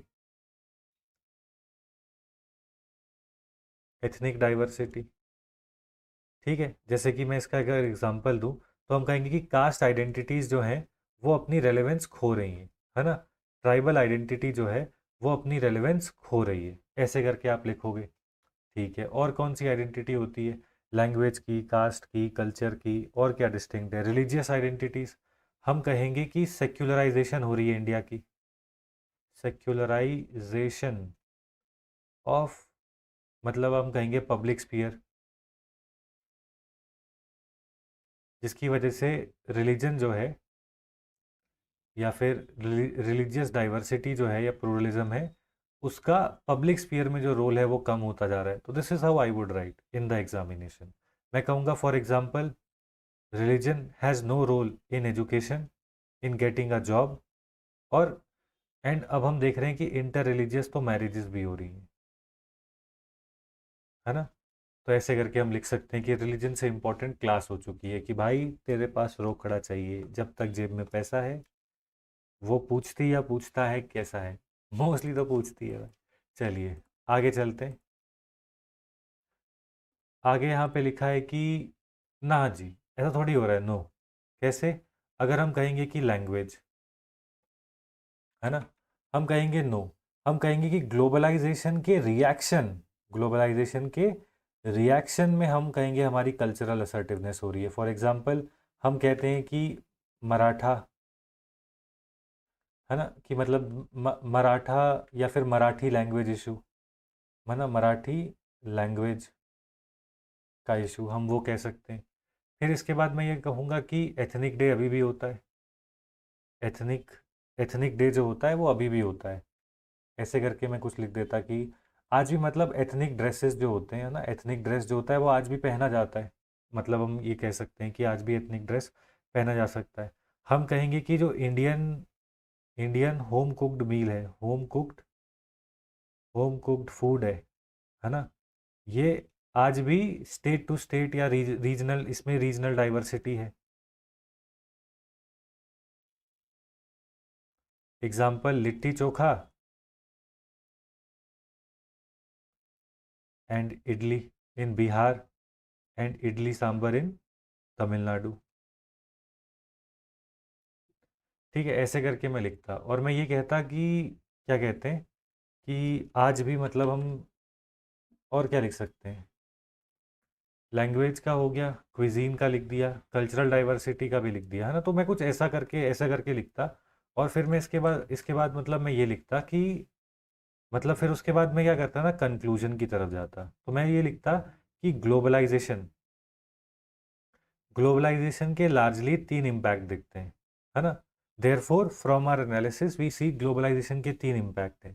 पहला क्या है, कि कुछ चीज़ें होमोजेनाइज हो रही हैं, कुछ चीज़ें जो हैं, मतलब ग्लोबलाइजेशन में होमोजेनाइज होता है कुछ कुछ चीज़ें, ठीक है। और कुछ चीज़ें जो होती हैं वो रिएक्ट भी करती हैं। मतलब ग्लोबलाइजेशन की तरफ हमारा क्या है, मतलब हमारा रिएक्शन क्या है ग्लोबलाइजेशन की तरफ, कुछ चीज़ों में हम न्यूट्रल हैं, है ना। हमारा जो ग्लोबलाइजेशन का रिएक्शन है उसमें हम कहीं पे न्यूट्रल हैं, तो कहीं पे हम अकोमोडेटिव हैं,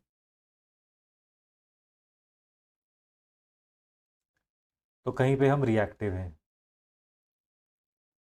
ठीक है, ऐसे करके आप लिख सकते हो। जब हम रिएक्टिव होते हैं तो हमारी क्या होती है, कल्चरल असर्शन होती है,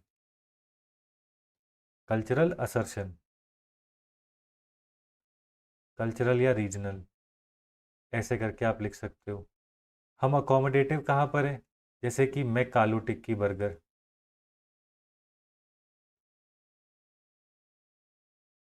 और कहीं पे हम न्यूट्रल हैं कि हाँ ठीक है, जिसको ठीक लगता है वो कर ले, जिसको नहीं लगता कर ले। फॉर एग्जाम्पल हॉलीवुड मूवीज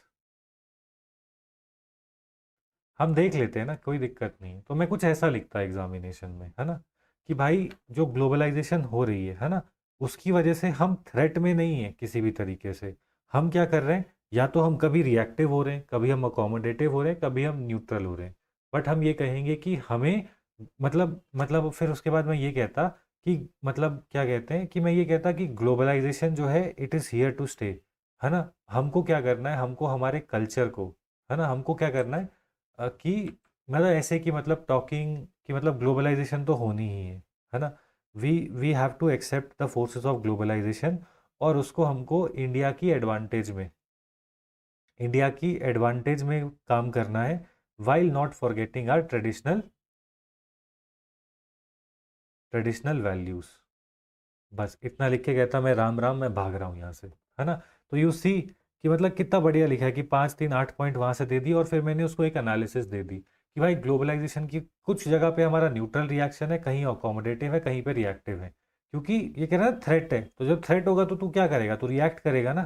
तो हम रिएक्ट भी कर रहे हैं, लेकिन at the end of the day हमारा हमें ग्लोबलाइजेशन के साथ चलना है, ताकि इंडिया एक सुपर पावर बने, एक ग्लोबल पावर बने। बट इसी के साथ साथ हमें ट्रेडिशनल वैल्यूज़ को भी भूलना नहीं है। ठीक है, ऐसे करके लिख दिया, हो गया। चलिए, यहाँ पे लिखा है कस्टम्स एंड ट्रेडिशंस जो हैं दे सप्रेस रीजन लीडिंग टू, ये पहली बार ही देखा, क्या है ये, ऑब्सक्योरेंटिज्म। अच्छा, ऑब्सक्योरेंटिज्म, ओके। Do you agree. देखो, अब जैसे मुझे ऑब्सक्योरेंटिज्म की एग्जैक्ट डेफिनेशन नहीं पता, बट इतना समझ में आ रहा है कि चीज़ें मतलब थोड़ी सी खराब हो जाती हैं, है ना। तो यहाँ पे देखते हैं क्या लिखा है, रीति रिवाजों एवं परंपराओं द्वारा तर्क को दबाने से प्रगति विरोध उत्पन्न होता है। समझ आ रहा है ना, प्रगति विरोध, प्रगति मतलब प्रोग्रेस का, विरोध मतलब बेसिकली ह्यूमन प्रोग्रेस नहीं होती। आप क्या लिखोगे, यस, होता है, बिल्कुल होता है। हम यहाँ पे क्या लिखेंगे, हम यहाँ पे लिखेंगे कि देखो कस्टम एंड ट्रेडिशन की वजह से कैसे प्रगति विरोध होता है, बिल्कुल होता है। लेकिन हम लिखेंगे नो, ऐसा थोड़ी होता है, हमेशा नहीं होता। जैसे मैं आपको एग्जांपल देता हूँ, तुम ऐसे सर पकड़ लोगे, वाह भाई क्या बात है ना। हमेशा येस एंड नो में सोचो, कभी भी हार्ड नहीं रहना। इसलिए कहता हूँ ना मैं कि जो आदमी थोड़ा सा ऐसे रहता है कि पानी की तरह, वो उसका यूपीएससी मतलब थोड़ा इजी रहता है। चलिए, कस्टम एंड ट्रेडिशन कैसे, तो हम ये कह देंगे कि अफगानिस्तान को देख लो आप, है ना। आप अफगानिस्तान को देखो, वहाँ पर बेसिकली क्या कहते हैं, ट्रेडिशन है ना। वहाँ पर जो ट्रेडिशंस हैं, मतलब वहाँ पे जो ट्रेडिशंस हैं उसकी वजह से जो वुमेन है ना, वो पब्लिक स्फीयर में पार्टिसिपेट नहीं कर रही, एंड अल्टीमेटली उनकी जो पॉलिटी है, पॉलिटी हो गई या फिर इकोनॉमी हो गई या सोसाइटी हो गई, वो इगैलिटेरियन नहीं हो पा रही। ठीक है, फिर इसके बाद मैं कहूँगा कि कस्टम्स, जैसे हम मैं इंडिया का भी एग्जांपल दे दूंगा कि कास्टिज्म, कास्टिज्म इन इंडिया, है ना। कास्टिज्म इन इंडिया जो है वो, आप कह लो कि क्या कहते हैं, वो अभी भी इंडिया को एक मेरिट बेस्ड सोसाइटी, मतलब बेसिकली आप ऐसे लिखोगे कि कास्टिज्म जो होती है वो बेसिकली एंटीथेटिकल है towards India's dream of a merit based society, है ना। कस्टम्स एंड ट्रेडिशंस है ना, तो ऐसे करके लिख दिया कि ट्रेडिशंस, कास्टिज्म। और मैं क्या लिख सकता हूँ इसके अंदर, आप लिख सकते हो रिलीजियस फंडामेंटलिज्म।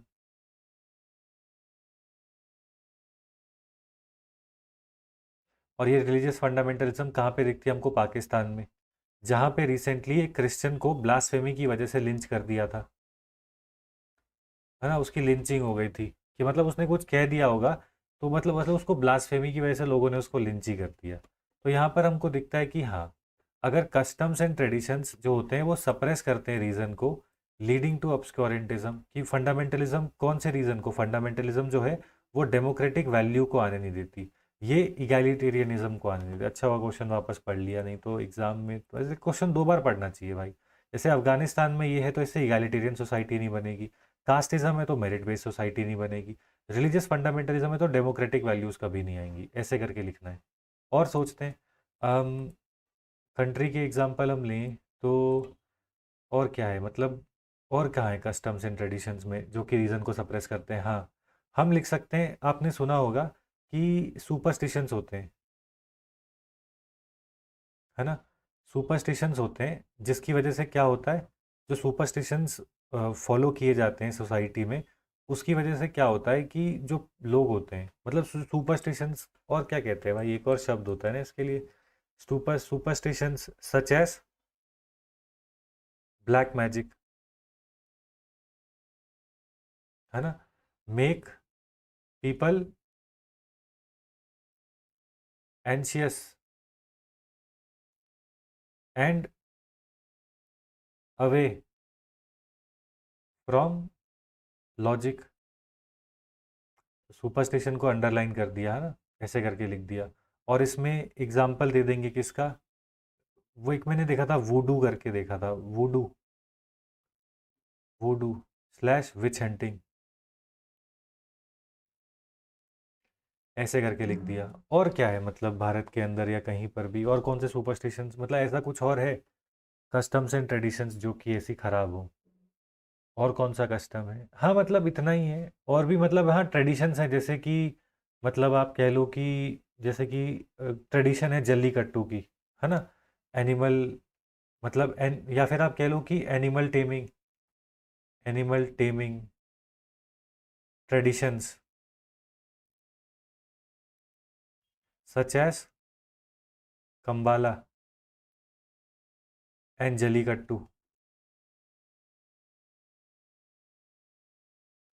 तो ये बेसिकली क्या है, मतलब ये एनिमल की अट्रोसिटी, मतलब ये basically animal atrocities, it leads to, मतलब एनिमल्स वूंड हो जाते हैं ना, तो एनिमल्स के लिए अट्रोसियस है। और कोई भी जो लॉजिक है ना, कोई भी लॉजिक और रीज़न के एनविल पे ये खड़ी नहीं होती। आप ऐसे लिखोगे, ठीक है, आप फिर लिखोगे नो, ज़्यादा बकवास नहीं करनी, ठीक है, इतना ज़्यादा मत लिख देना कि भाई वो ऐसे हो जाए कि नो, ऐसी बात नहीं है।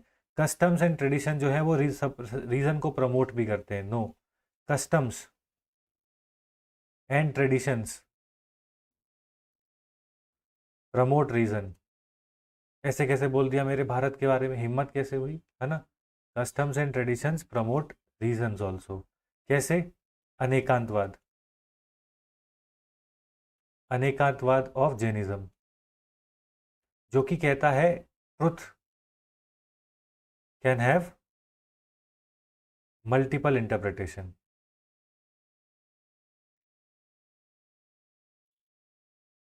ठीक है, ये इसी के साथ साथ India has a rich rich tradition of shastrartha, कि मतलब आप अपने पर्सपेक्टिव दो, हम अपने पर्सपेक्टिव देते हैं, शास्त्रार्थ। एग्जाम्पल इसमें आपने लिख देना है गर्गी और यज्ञवल्क्य का,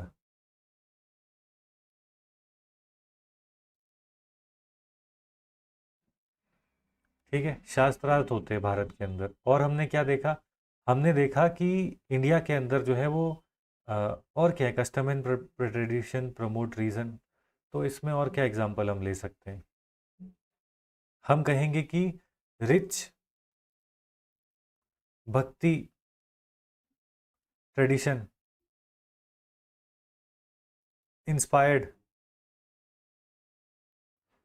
इंस्पायर्ड साइंटिफिक डिस्कवरी,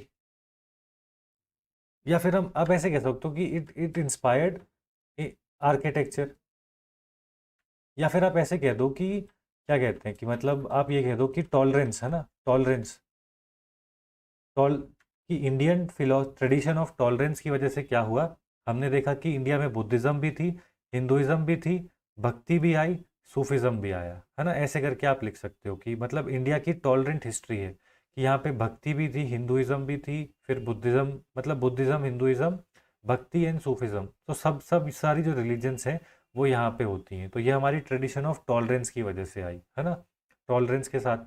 और आप कह सकते हो कि हमारे जो आइडियाज़ है विश्व गुरु, है ना, हमारी जो ट्रेडिशन है विश्व गुरु की, है ना, इट इज़ समथिंग जो कि आज वर्ल्ड के लिए वर्ल्ड के लिए एक गाइडिंग लाइट बनी हुई है, वर्ल्ड के लिए एक गाइडिंग लाइट है। When the west when the west is fighting,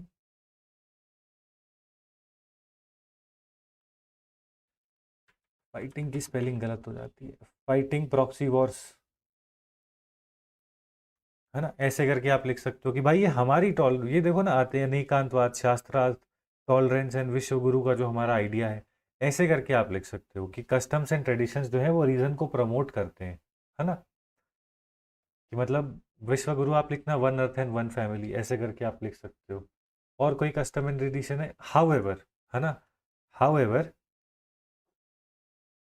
customs and traditions जो होते हैं वो रीजन को किल तब करते हैं, रीजन को किल तब करते हैं जब सोसाइटी जब सोसाइटी डायलेक्ट जब जो सोसाइटी होती है वो डायलेक्टिक्स नहीं होने देती, है ना। जब सोसाइटी जो होती है वो डायलेक्टिक्स को होने नहीं देती। डायलेक्टिक्स का मतलब कि समाज में एक थीसिस देंगे कि ये सही है, कोई कहेगा कि ये गलत है, फिर एक मिडल पाथ आ जाएगी। ठीक है, ऐसे करके आपको लिखना है।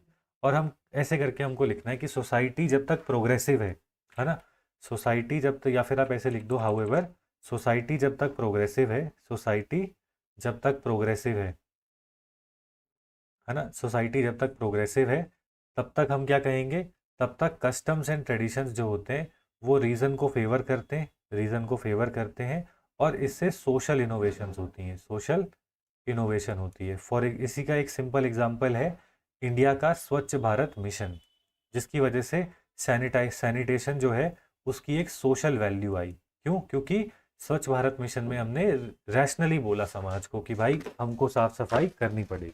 ऐसे करके आपको घुमा के लिखना है। सरकारी आदमी, सरकार की स्कीम तो डालूंगा, है ना। देख रहे हो ना कि देखो भाई हमारे कस्टम एंड ट्रेडिशन रीजन को प्रमोट करते हैं। अनेकांतवाद हो गया, शास्त्रार्थ यहाँ पे था कि तेरा डिफरेंसेस है मेरा डिफरेंसेस है, आ बैठ के डिस्कस करते हैं। टॉलरेंस की फिलोसफी है, इंडिया की जो आइडिया था विश्व गुरु, एज ओल्ड आइडिया ऑफ विश्व गुरु जो है वो एक गाइडिंग लाइट करके बना हुआ है। हाउएवर सोसाइटी प्रोग्रेसिव तब तक है जब तक कस्टम एंड ट्रेडिशंस, मतलब आपको ऐसे लिखना है कि सोसाइटी प्रोग्रेसिव होनी चाहिए जो कि कस्टम एंड ट्रेडिशन को रीजन के साथ एक्सेप्ट करे और रीजन के साथ चेंज करे।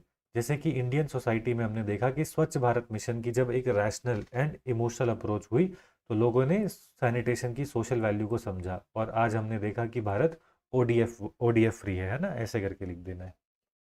चलिए आगे चलते हैं। यहाँ पे लिखा है how have digital initiatives contributed to functioning of education system in the country. जैसे ही मैंने एजुकेशन सिस्टम सब पढ़ा ना, मेरे दिमाग में ना सडनली खाचा बना, पब्लिक प्राइवेट। ठीक है, मेरे दिमाग में ये दो खाचे बने।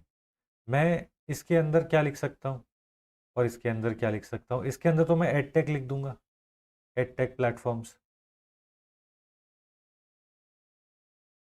ठीक है, और यहाँ पे लिखा है ना कि how has digital initiative contributed to functioning of Indian education system. तो उसमें मैं लिखूंगा private education system and public education system, दोनों में डिजिटल इनिशिएटिव्स ने कैसे किया।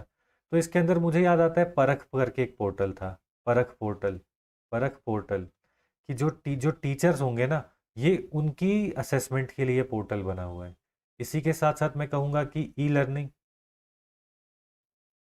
और उसमें मुझे दीक्षा करके एक पोर्टल याद आ रहा है। ऐसे ही जीतूंगा मैं इसको, और कोई वो नहीं है कि दीक्षा पोर्टल था, है ना, ये फैक्ट है। इसके आगे फिलॉसफी लिख देंगे कि ई लर्निंग हो गया, ई पाठशाला हो गया और दीक्षा पोर्टल हो गया। इन सब ने क्या करा, इन सब ने जो बुक्स थी, है ना, जो बुक्स थी उन सबको फ्री में अवेलेबल करा दिया, कि मतलब जो बुक्स थी उनको फ्री में अवेलेबल करा दिया सारे बच्चों को। और इसलिए क्या हुआ कि जो बुक्स थी वो आपके टैबलेट पे आपके फ़ोन में आपको मिल जाती थी, जिससे कि एजुकेशन की यूनिवर्सलाइजेशन हुई। इसी के साथ साथ एक और पॉइंट अभी आया था, मैं हमेशा कहता हूँ भाई पॉइंट आए ना टक करके लिख दो, ठीक है, कहीं पे भी लिख दो नहीं तो भूल जाता है। परख पोर्टल, ई लर्निंग, ये टीचर्स के लिए, फिर उसके बाद मैनेजमेंट के लिए हम कहेंगे कि ऑनलाइन मैनेजमेंट सिस्टम आया, ओएमएस, ऑनलाइन मैनेजमेंट सिस्टम, जैसे कि टीचर अटेंडेंस, है ना, टीचर अटेंडेंस, टीचर अटेंडेंस पहले टीचर जाते नहीं थे, अब उनको क्या करना है बेसिकली, वहाँ पे थंब प्रिंट होगा, थंब लगाओ और आपकी जो अटेंडेंस है सीधा सेंट्रलाइज सर्वर में पहुँच जाएगी, ठीक है, ऐसे करके लिख दिया। और क्या है पब्लिक, पब्लिक इसके अंदर, और what else do I know, public infrastructure के अंदर ई लर्निंग, टीचर अटेंडेंस, परख पोर्टल, दिशा, ई पाठशाला, और कुछ याद आ रहा है, मतलब मैंने भी कब पढ़ा था ना एजुकेशन एज अ टॉपिक ही, मतलब बहुत पहले पढ़ा था, अभी काफ़ी टाइम हो गया नहीं पढ़ा, तो इसका मतलब रिवाइज करना पड़ेगा। But I will try to push myself for at least 10 seconds. CBSE में कुछ हुआ है, एजुकेशन, यूजीसी, हाँ मतलब आप कह सकते हैं कि आईआईटीज एंड आईआईएम्स ने अपने फ्री कोर्सेज को अवेलेबल कराया अपनी वेबसाइट पे, है ना, फ्री कोर्सेज को अवेलेबल कराया है, और इनकी सर्टिफिकेशन आ गई है, जो कि ऑनलाइन आप ये कोर्स कर सकते हो और ये सर्टिफिकेशन ले सकते हो। आप ऐसे कह सकते हो, ठीक है, कि पब्लिक एजुकेशन में ये हुआ है, आईआईटी आईआईएम सरकारी है ना, ऐसे करके मैं लिखूंगा। ठीक है, तो आप देख रहे हो ना कि मैं हर लेवल पे जा रहा हूँ, बच्चे के लेवल पे, फिर उसके बाद कॉलेज के लेवल पे भी, ठीक है। चलिए प्राइवेट में देखते हैं क्या लिखूंगा, मैं लिखूंगा कि एडटेक प्लेटफॉर्म का राइज हुआ है। हमें एडटेक प्लेटफॉर्म में यूनिकॉर्न्स दिखते हैं, हमने एडटेक प्लेटफॉर्म में यूनिकॉर्न्स लिखते हैं, और यहाँ पर हम कहेंगे कि लर्निंग जो है वो एनिमेशन के थ्रू हो रही है, जो कि ज़्यादा इमर्सिव होती है, और इसी के साथ साथ ज़्यादा अंडरस्टैंडिंग होती है। और इसी के साथ साथ हमने ये भी देखा कि जो बच्चे हैं, मतलब जो छोटे बच्चे हैं, उनकी सोशलाइजेशन, है ना, उनकी सोशलाइजेशन के लिए कार्टून्स भी आ रहे हैं, है ना, कार्टून्स, बच्चों के लिए कार्टून्स आ रहे हैं, ऐसे करके लिखूंगा। एनिमेटेड सीरीज आ रही हैं। इसी के साथ साथ हम कहेंगे कि प्राइवेट प्लेटफॉर्म्स जो हैं, जो प्राइवेट प्लेटफॉर्म्स हैं, वो कोलैबोरेट कर रहे हैं। प्राइवेट प्लेटफॉर्म क्या कर रहे हैं, individual private platform, private platform, और यहाँ पर क्या है, यहाँ पर हो जाएंगे क्या कहते हैं, इंडस्ट्री, ठीक है, और ये क्या कर रहे हैं, ई स्किल्स दे रहे हैं, ठीक है, ई स्किल्स दे रहे हैं, ठीक है, मेरे पास प्लेटफॉर्म का नाम है बट मैं नाम लेना नहीं चाहता। तो ये क्या कर रहे हैं, इंडिविजुअल को एनरोल करवाते हैं, उनको बेसिकली स्किल्स देते हैं, और फिर वो इंडस्ट्री लेवल पे स्किल, तो वो बेसिकली वो वॉइड फिल कर रहे हैं, ऐसे करके मैं लिख दूंगा। तो this is how I would right, कि एनिमेटेड कंटेंट दे रहे हैं बच्चों के लिए, सोशलाइजेशन के लिए कार्टून्स हैं। फिर उसके बाद मैं कहूँगा एस्पिरेंट्स जो हैं उनको, उनके लिए जो एजुकेशन है उसका कॉस्ट बहुत कम हो चुका है, घर पे बैठ के वो पढ़ रहे हैं, चाहे वो जेई के एस्पिरेंट हो या यूपीएससी के एस्पिरेंट हो, प्राइवेट सेक्टर है। तो फिर मैं लिखता कि हाउ, तो फिर मैं लिखता कि हुआ क्या है ना, कि ओवरऑल इम्पैक्ट क्या हुआ, ओवरऑल इम्पैक्ट। मैं कहूँगा कि एजुकेशन जो है उसकी रीच बढ़ी है, ठीक है। दूसरा क्या है, क्वालिटी, क्वालिटी बढ़ी है। इसी के साथ साथ मैं कहूँगा कि डिजिटल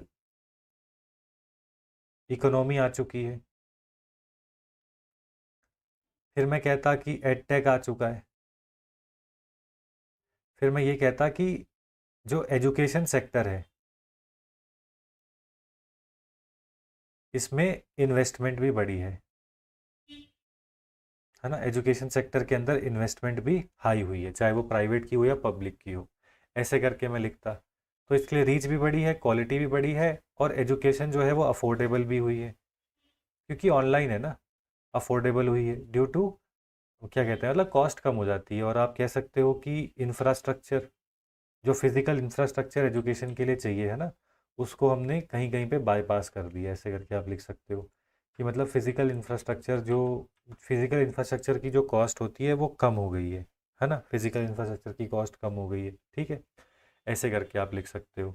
और हम इसके बाद कहेंगे कि क्या कहते हैं, इंटरनेशनल कोलैबोरेशन भी है,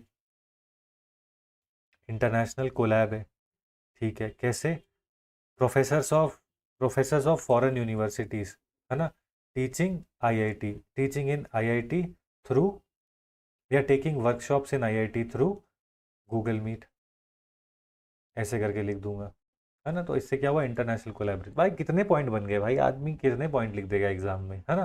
तो ऐसे करके मैं लिखता, फिर मैं कहता कि नमस्ते, इतना हमें आता था, हो गया। ठीक है, चलिए। और फिर इसके बाद हाँ, आप नेगेटिव भी लिख सकते हो कि स्क्रीन टाइम ज़्यादा है, अटेंशन स्पैन कम हो जाता है, इंटरनेट की रीच बच्चों के पास नहीं है, तो इसीलिए जो जिनके पास फ़ोन नहीं है वो ऑटोमेटिकली एक्सक्लूड हो गए, है ना। ये सारी चीज़ें आप लिख सकते थे। सही है, चलिए। In the next video we are when we will meet, तो उसमें हम क्या कर लेंगे, उसमें हम वी विल डू 2021 का पेपर, GS1 का ही। और उसको भी मैं ऐसे ही करूँगा बिना क्वेश्चन देखे हुए, कि मतलब आपके सामने ही बैठूंगा, तो अगर मैं फंबल वंबल कुछ भी डंबल डंबल करता हूँ तो that is what I am trying to tell you, कि the toppers are not perfect, your teachers are not perfect, you are not perfect. कभी कभी ऐसा होता है ना कि कोई टीचर होते हैं, वो भाई मस्त पढ़ाते हैं, है ना, और हमको लगता है कि भाई ये तो अलग ही लेवल पे, अबे वो पढ़ के पढ़ा रहा है भाई, क्या क्या मतलब किस उसमें हो। Everybody is imperfect, you also don't chase perfection. ठीक है, प्रिपरेशन अगर अच्छी जानी चाहिए तो ऐसे कहो कि इम्परफेक्शन ही बेस्ट है।